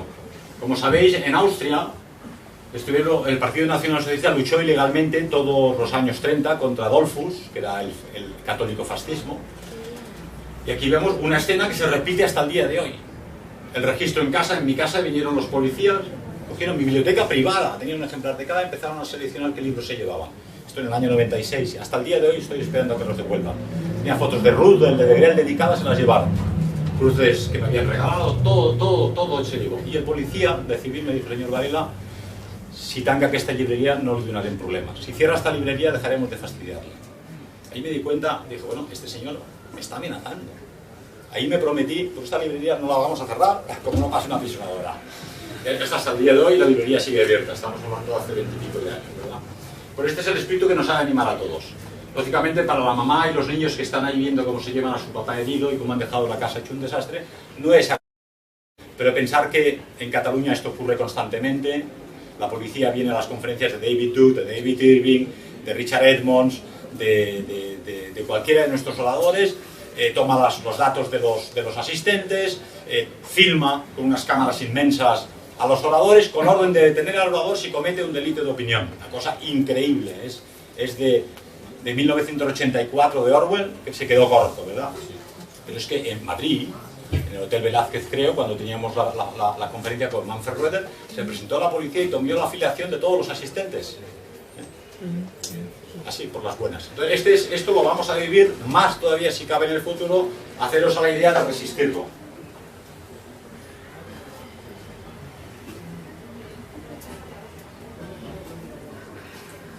Aquí un cuadro de Norman Rockwell que también describe nuestro tipo humano. Chico que se va de pesca. En los años 50 y 60 en Estados Unidos había muchos chicos en el lejano oeste pues, que no tenían zapatos, que iban con un pantalón roto, no los de marca que valen 100 euros, sino porque no había otros, pero eran felices. Porque eran felices, tenían un perro, un detalle muy bonito de Norman Rockwell, este pintor norteamericano de los Boy Scouts, siempre pinta animales con los personajes, igual que hace Walt Disney, despierta el amor hacia los animales. Y esos norteamericanos que aquí muchos europeocentristas tienen manía, no han venido de Marte los norteamericanos, son europeos como tú y como yo. El 50% de ellos son de origen centroeuropeo germánico, o son escandinavos, un 25% o anglosajones. Por lo tanto, son tan europeos como nosotros. Y ese mismo espíritu que ellos reflejan en estos cuadros es el espíritu que nosotros tenemos que defender. Es el espíritu de sencillez y de contacto con la naturaleza. El espíritu de romanticismo, otra vez Norman Rockwell. Chico leyendo una historia de caballeros medievales. ¿Qué niño de 12, 13 y 14 años no ha soñado con ser un caballero medieval y llevar a su princesa en el caballo? Hoy en día imagino que sueñan en comprarse una Harley Davidson y fumarse un porro. Pero en cualquier caso, a esa edad lo más sano es seguir fumando, hay seguir soñando en ser un caballero medieval. Nuevamente un perro al lado, porque, como dice Schopenhauer, aquel que no es bueno con los animales no puede ser bueno con las personas. Saltamos una de cada 4 pinturas, porque si no estaríamos aquí hasta el día de mañana, ¿verdad? Un pintor gallego fantástico, Bergantiños, Álvaro de Sotomayor, muy bonito. ¿Quién conoce a Sotomayor? Un pintor gallego, nacional, español. Refleja el mismo espíritu de los campesinos austriacos que hemos visto antes, de los luchadores nacionalsocialistas o del chico pobre de Oklahoma norteamericano. Gente sencilla que defiende sus tradiciones.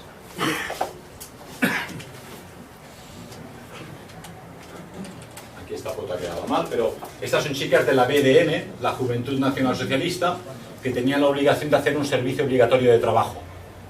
O sea, chicas de familias ricas o de familias pobres tenían que ir a ayudar a los campesinos que tenían muchos hijos y ayudarles a educar a los niños, a ordeñar las vacas, a cultivar el campo, y tenían que hacerlo como lo hacían, con ilusión, con felicidad, con una buena Ausstrahlung, que es una buena aura, una aura positiva, y así consiguieron convencer a la población de que se hiciera nacionalsocialista, porque el aura que llevaban ellos era nacionalsocialista, con música, con cantos populares, ¿verdad? Y de esta forma convencieron a todo el mundo, como lo hizo la Guardia de Hierro. No sé si conocéis el libro La Guardia de Hierro de Codreano, curiosamente uno de los 17 títulos por los que estuve en prisión, con mucho orgullo, porque esto de que te metan en prisión por publicar a Codreano es todo un honor. Como sabéis, la Guardia de Hierro no tenía dinero, entonces iba a los pueblos y les preguntaba, ¿qué os falta? Es que el puente, el Estado hace 20 años que lo promete y no tenemos, lo hacemos nosotros. ¿Y cómo lo hacéis si no hay ladrillos? se pasaban el verano fabricando ladrillos con el barro y antes de acabar el verano habían construido el puente. Lógicamente el Estado vio el peligro y los perseguía por construir puentes para los pueblos y para la población, pero consiguieron tras de sí a todos los campesinos y a toda la población rumana que siguió a Codrea. Aquí hay alguien de SOS España que me ha explicado, estoy muy orgulloso porque hemos cambiado la cerveza por recoger comida para los pobres. Esto es exactamente lo que hacía Codreanu. ¿Cómo han conseguido los Golden Dawn en Grecia convencer a la población, a pesar de las pintas impresionantes que a veces me llevan? Pues simplemente han estado ayudando a la población pobre por la calle.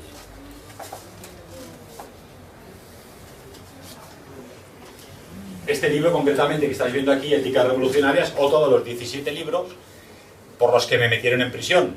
No te lo pierdas. Bueno, el libro se llamaba Ética Revolucionaria. Para torear la legalidad ahora le he puesto Nueva Ética Revolucionaria. Es un libro nuevo.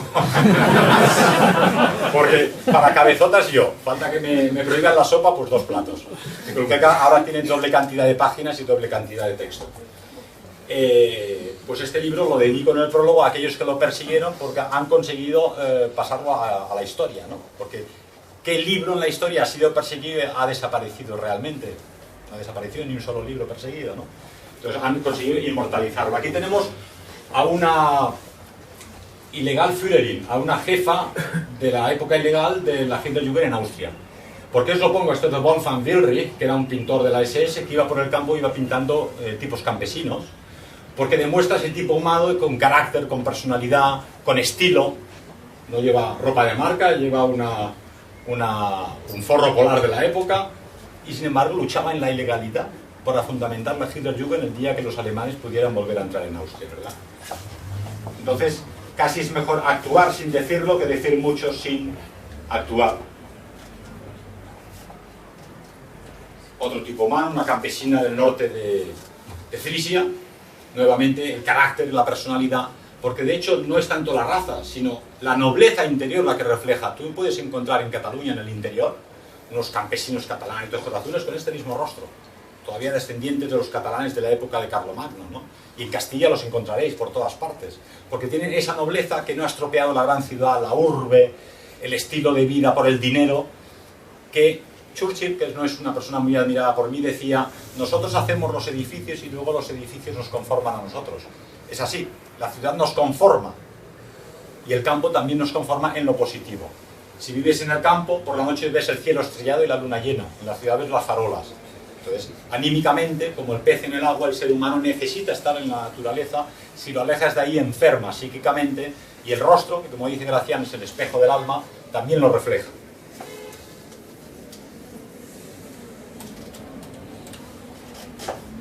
Esto es un vikingo sueco, que es el espíritu guerrero, de aquellos primus inter pares, aquellos que eran iguales entre sí. Era la auténtica democracia. Todos los guerreros vikingos eran iguales ante los demás. Y ellos voluntariamente escogían a un jefe entre ellos para que les dirigiera la batalla, hasta que lo quemaban el día que caía en combate en su barco.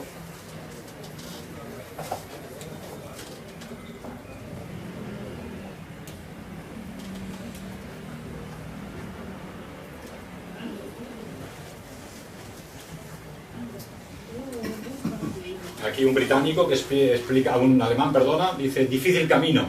El chico y la chica, el novio y la novia, que se unen, se prometen el matrimonio. Aquí el mensaje es: la vida es difícil, la vida es dura. De hecho son campesinos que viven en un pueblo con los caminos todavía de tierra y de agua, pero juntos venceremos la adversidad. La vida es difícil, nadie ha dicho que la vida vaya a ser fácil, pero hay que tomarla por los cuernos y vencerla. Entonces podemos seguir adelante en un difícil camino, como es este caso. Nuevamente un guerrero vikingo.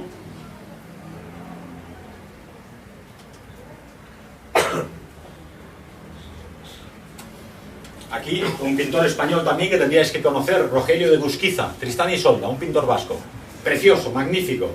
De los cuadros que he conocido de Tristán y Isolda, uno de los que más me gusta. ¿Quién conoce a Rogelio de Busquiza en esta sala? ¿Cómo podéis luchar por España y el patriotismo español si no conocéis a los pintores españoles?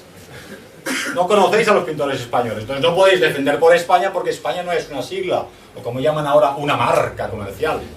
Me ha hecho mucha gracia ahora al pasar por Sol que la estación ya no se llama Sol, se llama Vodafone Sol. Me he quedado de plástico.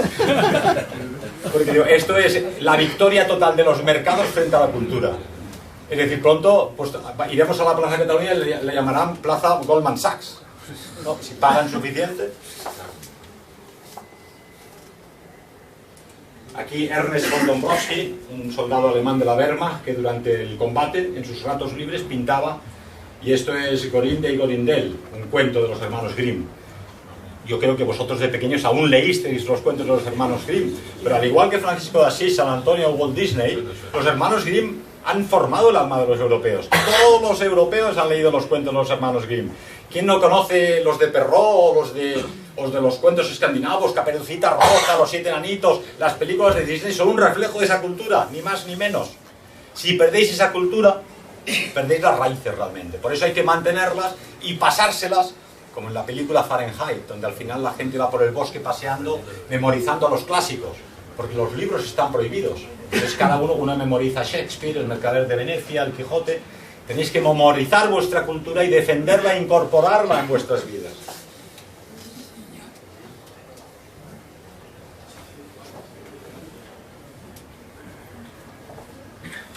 Maurice von Schwinn, el chico del cuerno, es una leyenda alemana también, pero vuelve al mismo tema, el regreso a la naturaleza.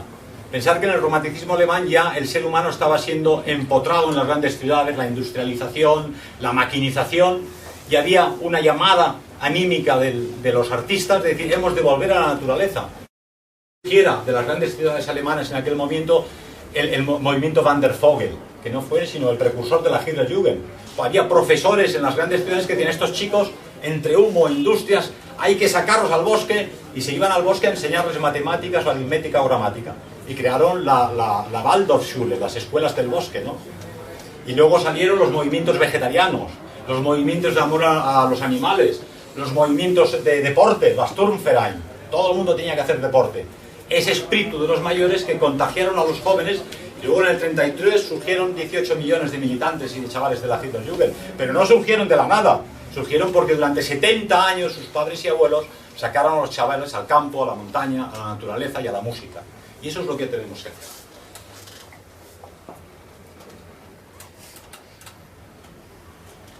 Lancelot,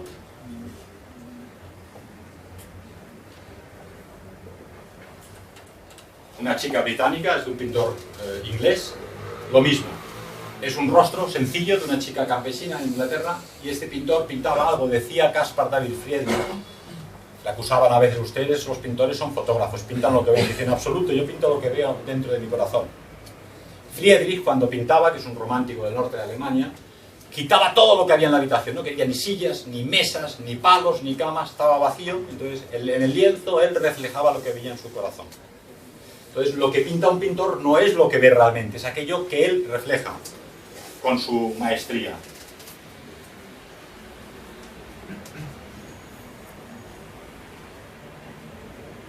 Aquí otro pintor que vale la pena defender, que es Carl Olof Larsson, un sueco. Larsson, que es bastante moderno, de principios del siglo XX, defiende con claridad la familia, los niños, la vida hogareña. Este título se llama La niña con las flores. ¿Qué está defendiendo? Es una niña de 12 años, que está regando las flores en la ventana, en una casa cuidada, y defiende la infancia. Esta infancia perdida, se ha perdido. Porque ¿qué niña de 12 años va vestida así primero, riega las flores, lo que está deseando es salir con las compañeras a la discoteca, ¿no? Hemos de defender un regreso a una infancia inocente, porque la vida ya nos hace no inocentes. Por lo menos preservemos la inocencia, cuanto más tiempo mejora esa infancia. Porque esa infancia con inocencia hace al hombre fuerte cuando es mayor.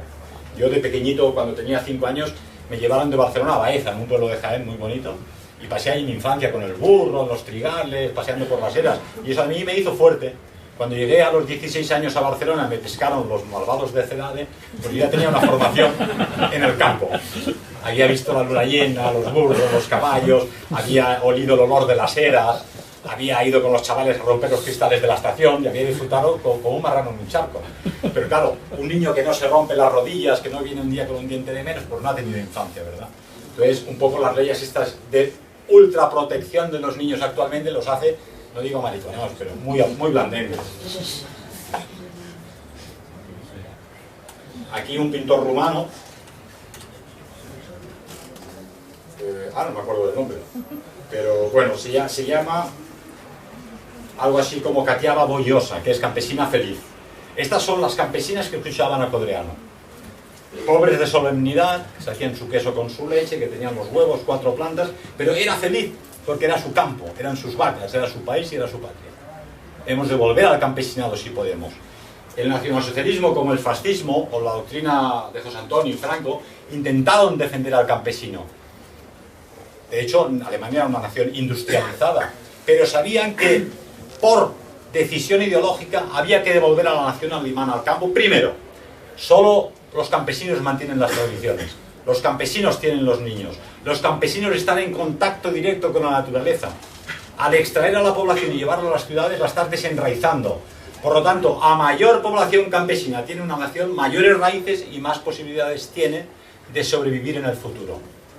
Hoy el campesinado se ha convertido en una industria agrícola. Tú vas por los alrededores de Barcelona o de Valencia y lo que ves son naves con campos de concentración para pollos, que huelen horrorosamente, ya no comen gusanos ni comen hierbas, sino que están ahí en un campo de concentración, y los cerdos exactamente igual. Es una industria agrícola que produce beneficios a la élite financiera internacional. Y ese campesino tiene que devolver los préstamos para el tractor con el que se ha hipotecado de por vida, ¿verdad? La vida campesina es volver a la naturaleza.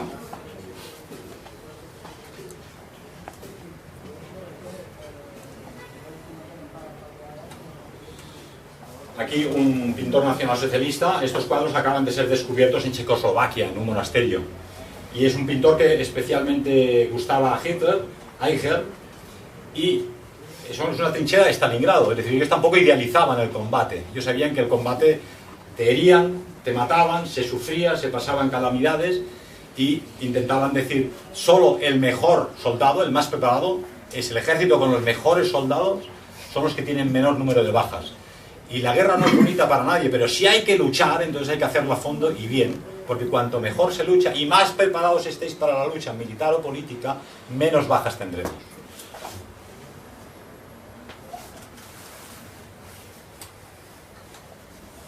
Ferdinand von de Freger, esto es un pintor tirolés, que me gusta a mí mucho también porque defiende la vida tradicional del Tirol. De la época de la invasión napoleónica del Tirol, aquí es un soldado que vuelve de la mili y explica a los demás lo que ha visto, ¿no? Pero ¿qué es bonito aquí? La niña que le viene a ver al hermano, la hermana, la mamá, el papá, les explica la vida familiar en suma. Ahora vas invitado por un camarada a su casa y estás en la mesa y todo el mundo silencioso. Calla que están dando las noticias. Entonces quien está hablando es la televisión. Y tú allí, si no la televisión me voy a mi casa, ¿no? Porque realmente la televisión es quien organiza la vida de la familia y el horario, ¿eh?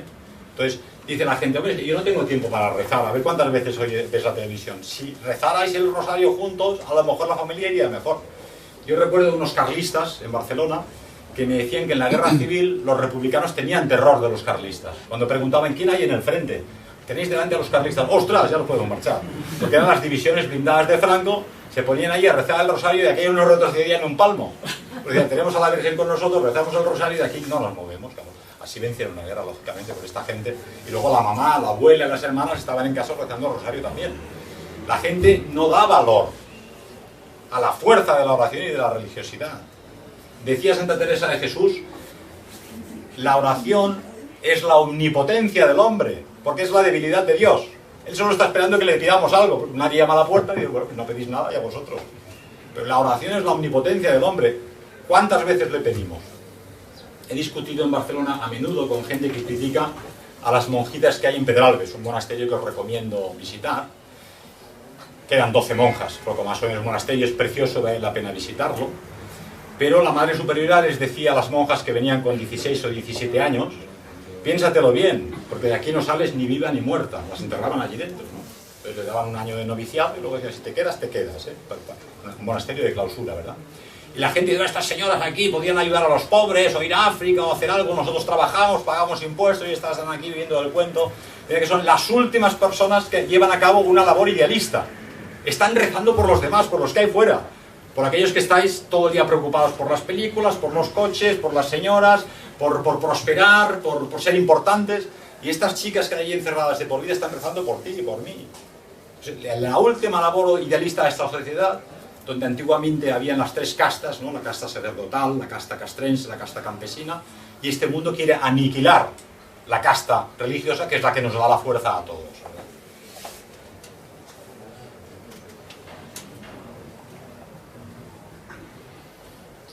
Una chica rumana también de Besarabia, en este caso de Vilrex también, que iba pintando rostros campesinos, y también me gusta por lo mismo, es un rostro noble, sencillo, sin más aspiraciones que ser como se es.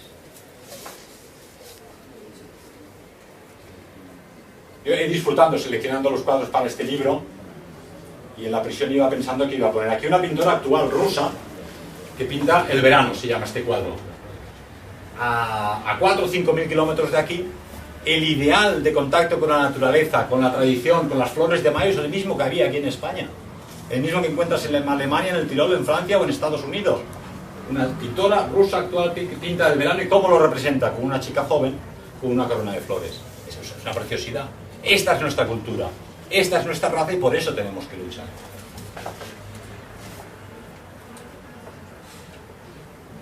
Acabamos pronto, saltamos una de cada tres. Otra pintora de la misma autora rusa actual. Me denunciaré un día porque no le he pedido permiso.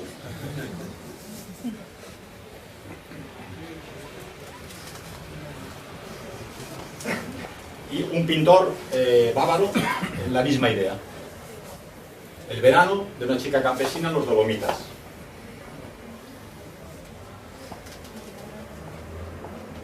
Una chica de Estiria.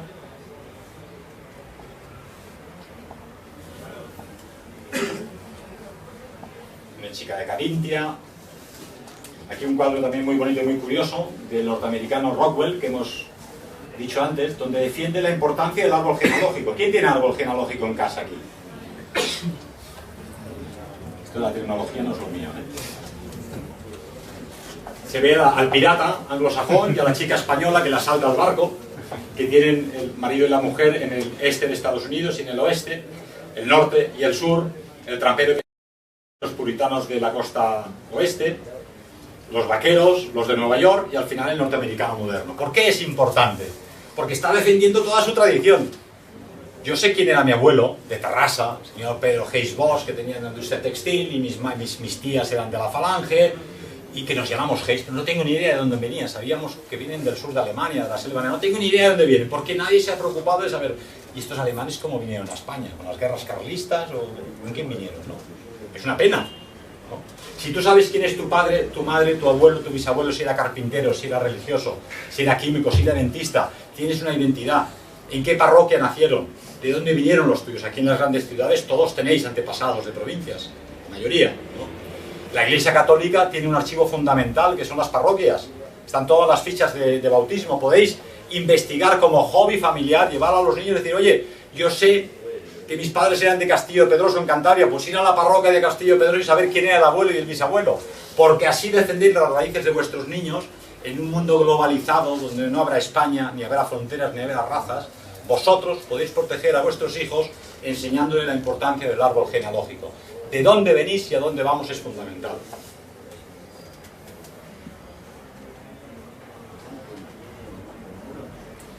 Uta, la reina de Naumburg en la catedral de Naumburg, también nos refleja el espíritu de aquellas reinas que, igual que los reyes, eran jefes populares.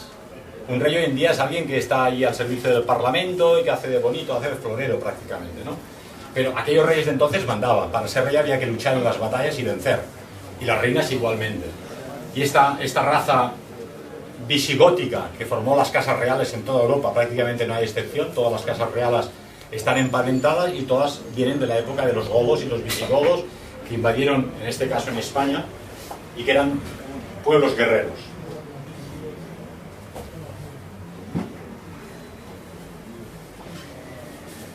Los tiroleses defendiendo su patria de las tropas napoleónicas, campesinos, con Andreas Hofer, se hizo muy famoso porque los pusieron las tropas, a pesar de no tener un ejército organizado, solo con el somatén, no sé en castellano cuál es la palabra, que era el campesino en armas. Un ejército, en realidad, ha sido siempre el pueblo en armas, lo que tienen los suizos o lo que tienen los norteamericanos, según la segunda enmienda de la Constitución, que tienen derecho a tener arma en casa. De que el sistema tiene terror a los americanos porque todos tienen armas en casa y a los suizos también les quieren quitar las armas de casa. Un pueblo armado se defiende, un pueblo desarmado, cuando el policía es de Marruecos y el cartero es chino y el militar viene de Ecuador, te va a defenderte a ti realmente.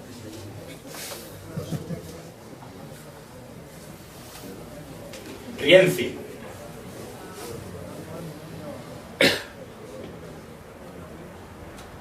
Moritz von Schwind, de nuevo. El campesino y el ermitaño.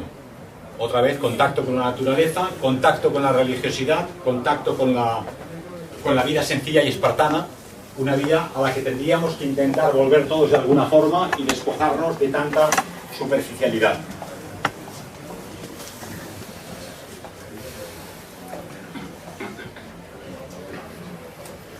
Y aquí, de Lembach, 3 mujeres en la iglesia. A mí me da pena, pero al mediodía voy al gimnasio. Está lleno de chicos, forzotes, casquetes con aceite en los musculitos. Suena la música horrorosa en las pantallas, yo me tengo que llevar tapones. Está lleno a rebotar. Si no llegas a las... Yo pago media cuota porque solo voy al mediodía. Pero si no llegas a las 2:30, no tienes forma de hacer gimnasia. El domingo voy a la iglesia y somos 4 y el gato. Y la media debe ser de 80 90 años, ¿no? Yo rebajo la media un poco, pero... Entonces, resulta que el ser humano moderno se ocupa mucho de su cuerpo y poco de su alma. Pero el ser humano muere su cuerpo, pero permanece eternamente el alma es inmortal, el ser humano no muere nunca, simplemente vamos a otro lugar. ¿Cómo puede ser que nos preocupamos tanto de nuestro estómago, de nuestros musculitos, y no del alma, que es la que permanece eternamente? De ahí que hemos de fomentar precisamente nosotros la vuelta a una auténtica religiosidad para que el ser humano dé tanta importancia al corpore sano, en mens sana, con un alma religiosa. Esto es una monja estupenda en Zaragoza, que vive todavía, que pinta cuadros de novicias. Y también nos refleja lo mismo, la sencillez, la austeridad, la espartanidad, la vida de una novicia en un convento, un banco de madera, la luz del sol, es ya un regalo de Dios, ese sol que sale cada mañana y ese libro que está leyendo, ¿no? Y eso está ocurriendo hoy en España, en Zaragoza. Tenemos una pintora magnífica. ¿Quién la conoce? Poca gente. El editor que publicó el libro ha cerrado.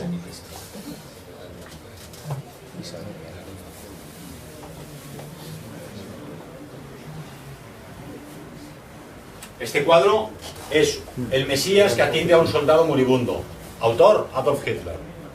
Es un cuadro pintado por Hitler durante la Primera Guerra Mundial, cuando él fue herido y fue herido por gas mostaza en los ojos y estuvo hospitalizado, ¿no? Entonces nos están hablando de los líderes fascistas como los grandes ateos, y en realidad él fue católico hasta el final, hasta 1945, con una diferencia. En Alemania la mitad del país son protestantes, y para ser católico no es como aquí, que naces y ya lo eres. Allá hay que pagar cada año. Ir cada año y decir, ¿usted es católico? Sí, sigue siendo, firme y pague. Y él hasta el año 45 firmó, yo soy católico y pago. Él y el doctor Goebbels en este caso. Bien, pues esto es un cuadro de Hitler. Otro cuadro de Norman Rockwell, norteamericano, años 70. Bendiciendo la mesa. ¿Quién de vosotros bendice todavía la mesa antes de comer? O sea, tenemos de comer cada día. Hay que dar gracias cada día al hecho de estar en familia, estar con niños y al supremo hacedor que nos permite estar vivos. Cada día es un regalo, y tener comida cada día en el plato. ¿Por qué me gusta este cuadro? Porque Norman Rockwell, en pleno siglo XX, está explicando al pueblo norteamericano: las tradiciones de vuestras abuelas y vuestras madres que bendecían la mesa los habéis perdido. Y aquí este obrero y este estudiante que hay en la mesa están realmente observando, admirados, a la abuela que le enseña al nieto, antes de comer, da las gracias. Es un mensaje sensacional. Esto solo lo puede hacer el arte, sin palabras. Más de uno se avergonzará de bendecir la mesa antes de comer, si tiene camaradas cerca, pero ¿y qué? A lo mejor él vuelve a casa y dice, ostras, pues yo voy a hacer lo mismo antes de que se rían de mí los vecinos. Aquí, más de lo mismo. No es norteamericano, es tirolés, otra vez von de Freger. El mismo mensaje. La abuela está enseñando al niño más pequeño, y las niñas mayores le explican también, uy, que antes de coger el pan, y esta gente solo tenía pan y queso, no tenía mucho más, ¿eh? Hay que dar las gracias por ese pan que tenemos cada día. Sin palabras. La Virgen María y el niño, hay muchísimas Virgen María, pero esta es de Hitler. También el pintor ateo, furibundo, asesino, que pintaba un cuadro religioso, como católico.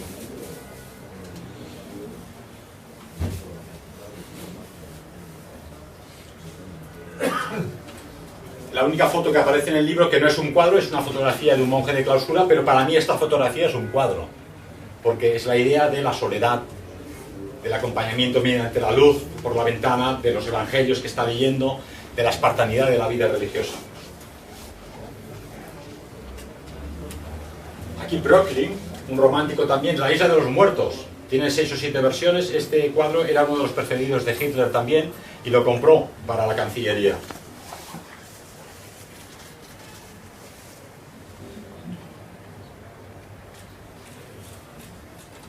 Un cuadro sobre la familia, también, en desaparición, en franca desaparición, pero es el modelo que hemos de mantener. Descalzos, también una vida sencilla, pero con 4 niños como mínimo.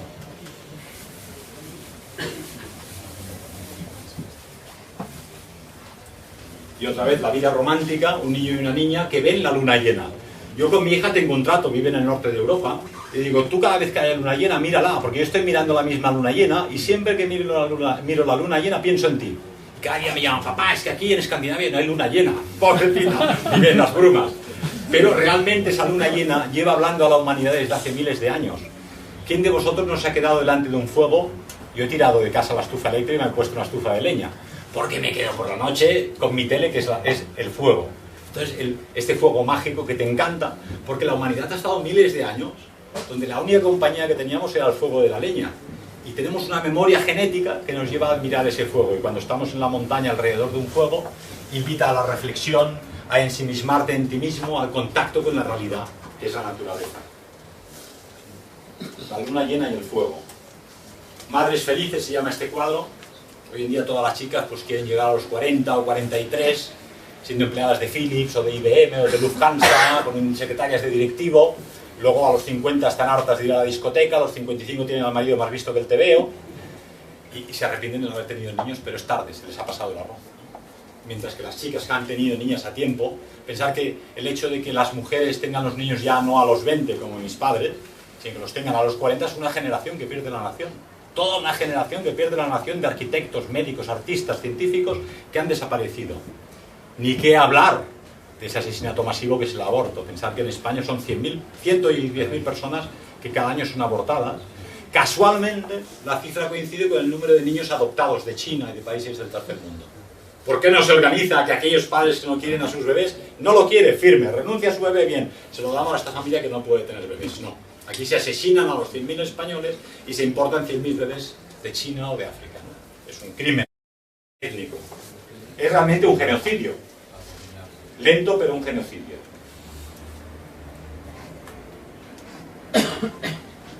Una familia, nuevamente. Las tradiciones, en este caso célticas de Inglaterra, que tenemos que seguir defendiendo.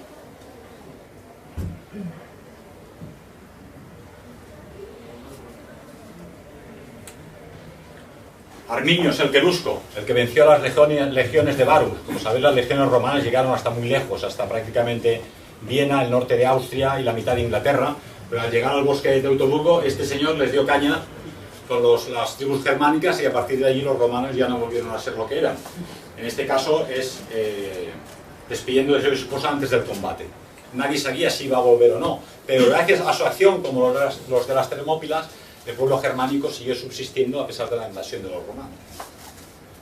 Luego, la verdad es que se arrepintieron cuando fueron a Roma ellos a invadirlos y se dieron cuenta que había agua caliente, sauna, una legislación como Dios manda, carreteras bien hechas. Pero en todo caso hicieron lo que tuvieron que hacer, que era defender su patria. Aquí es un King Cale. King Cale es un pintor norteamericano actual, precioso, solo pinta paisajes naturales. A mí me encanta porque da un brillo, un color y una impresión de estar en un paisaje de verano, de primavera, preciosa. ¿Quién conoce a King Cale? Nadie. Es un europeo, un hombre blanco, occidental, que vive en Estados Unidos, en un pueblecito del campo, y pinta unos cuadros preciosos. Se venden como churros, ¿no? Pero nadie conoce a King Cale. Sin embargo, nosotros tendríamos que defenderlo.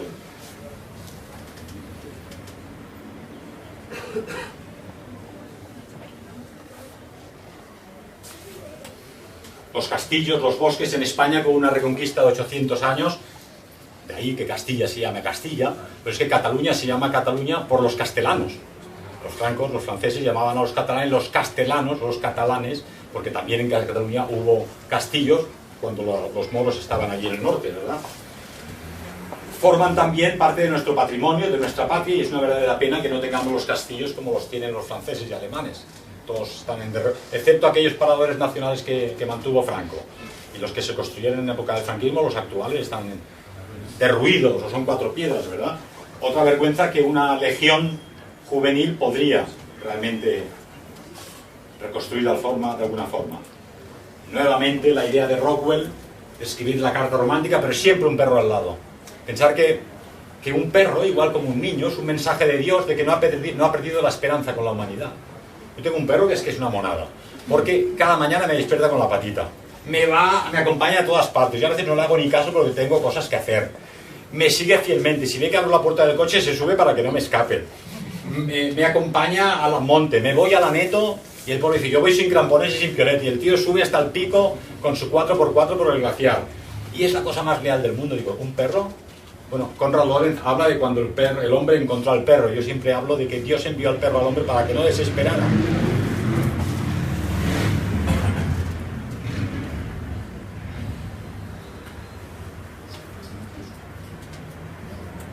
Aquí la imagen, ¿no? ¿Cuántos perros hay de la Primera Guerra Mundial que llevaban los soldados? Cuando caía el soldado, el perro se caía, se quedaba en la tumba del soldado y se quedaba allí por inanición, moría, porque no comprendía la vida sin su amo, ¿verdad? Y este es un cuadro británico que habla de eso, el perro del antiguo pastor. El mensaje también es único. Y aquí, muy simpático, un pintor del lejano oeste norteamericano, el tío sordo con el barbero del pueblo que toca el violín, también perros de por medio, que está defendiendo el amor a la naturaleza, la amistad, la música clásica, la tradición, la vida comunitaria. En Sevilla y en algunos pueblos de Andalucía todavía las señoras en verano sacan las sillas de casa y charlan con la vecina. ¿Y cómo le ha ido? Pues estoy haciendo una paella muy buena. Y mi hijo se ha ido a Barcelona y la verdad es que estamos muy felices. Qué calor que hace hoy, ¿no? Pero estas señoras están comunicando, están hablando entre sí. Hoy estamos con el Facebook, vas en el tren, todo el mundo con el Twitter, con el Facebook, con el WhatsApp. Digo, pero si tienes un señor delante, ¿por qué no le preguntas cómo le va con la familia? Tienes una chica guapísima al lado, ¿por qué no intentas ligar? Yo qué sé, están todo el día con la electrónica, ¿no? Entonces, absolutamente demencial y absurdo, ¿verdad? Este cuadro nos está diciendo el ser humano necesita comunidad, necesita sentido de pertenencia.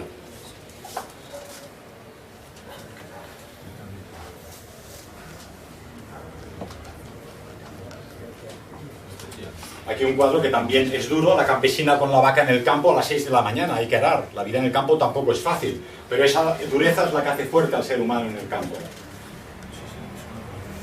Otro cuadro de Rockwell.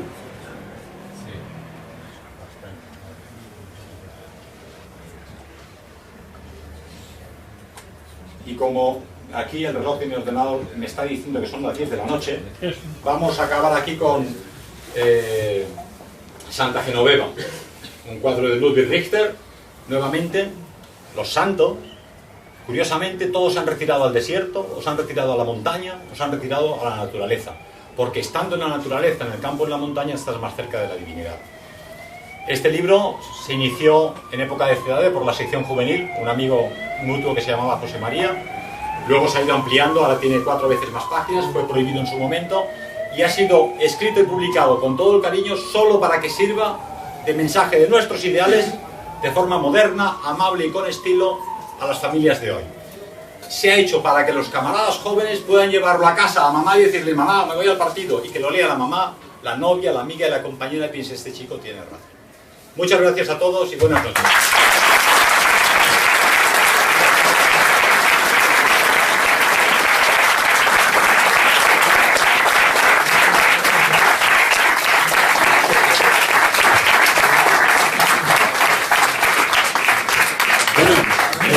Antes de despedirnos, anunciamos que el viernes que viene tenemos también otra conferencia aquí. La va a dar Javier San Mateo y Isaac Peral. El título es apasionante, es La masonería contra la hispanidad. Va a tratar desde el origen de la masonería en los movimientos independentistas de América hasta 1898, que es cuando acaban los últimos territorios de ultramar.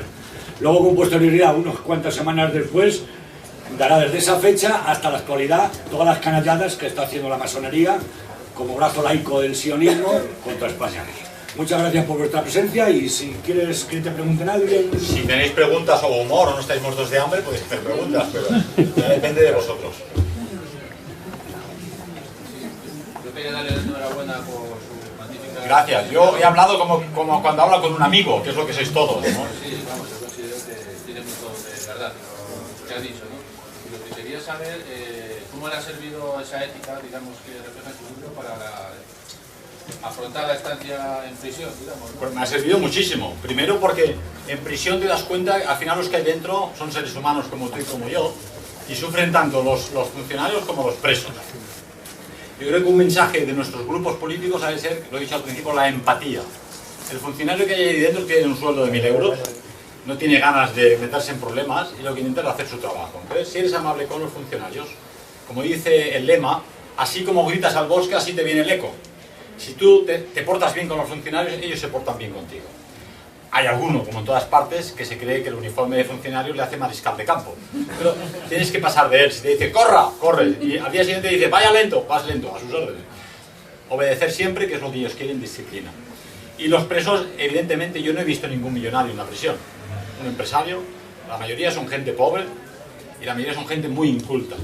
Si el Estado consiguiese erradicar esa pobreza radical y esa incultura, la mitad de los presos, que no son inmigrantes, que no están por drogas, no estarían en prisión.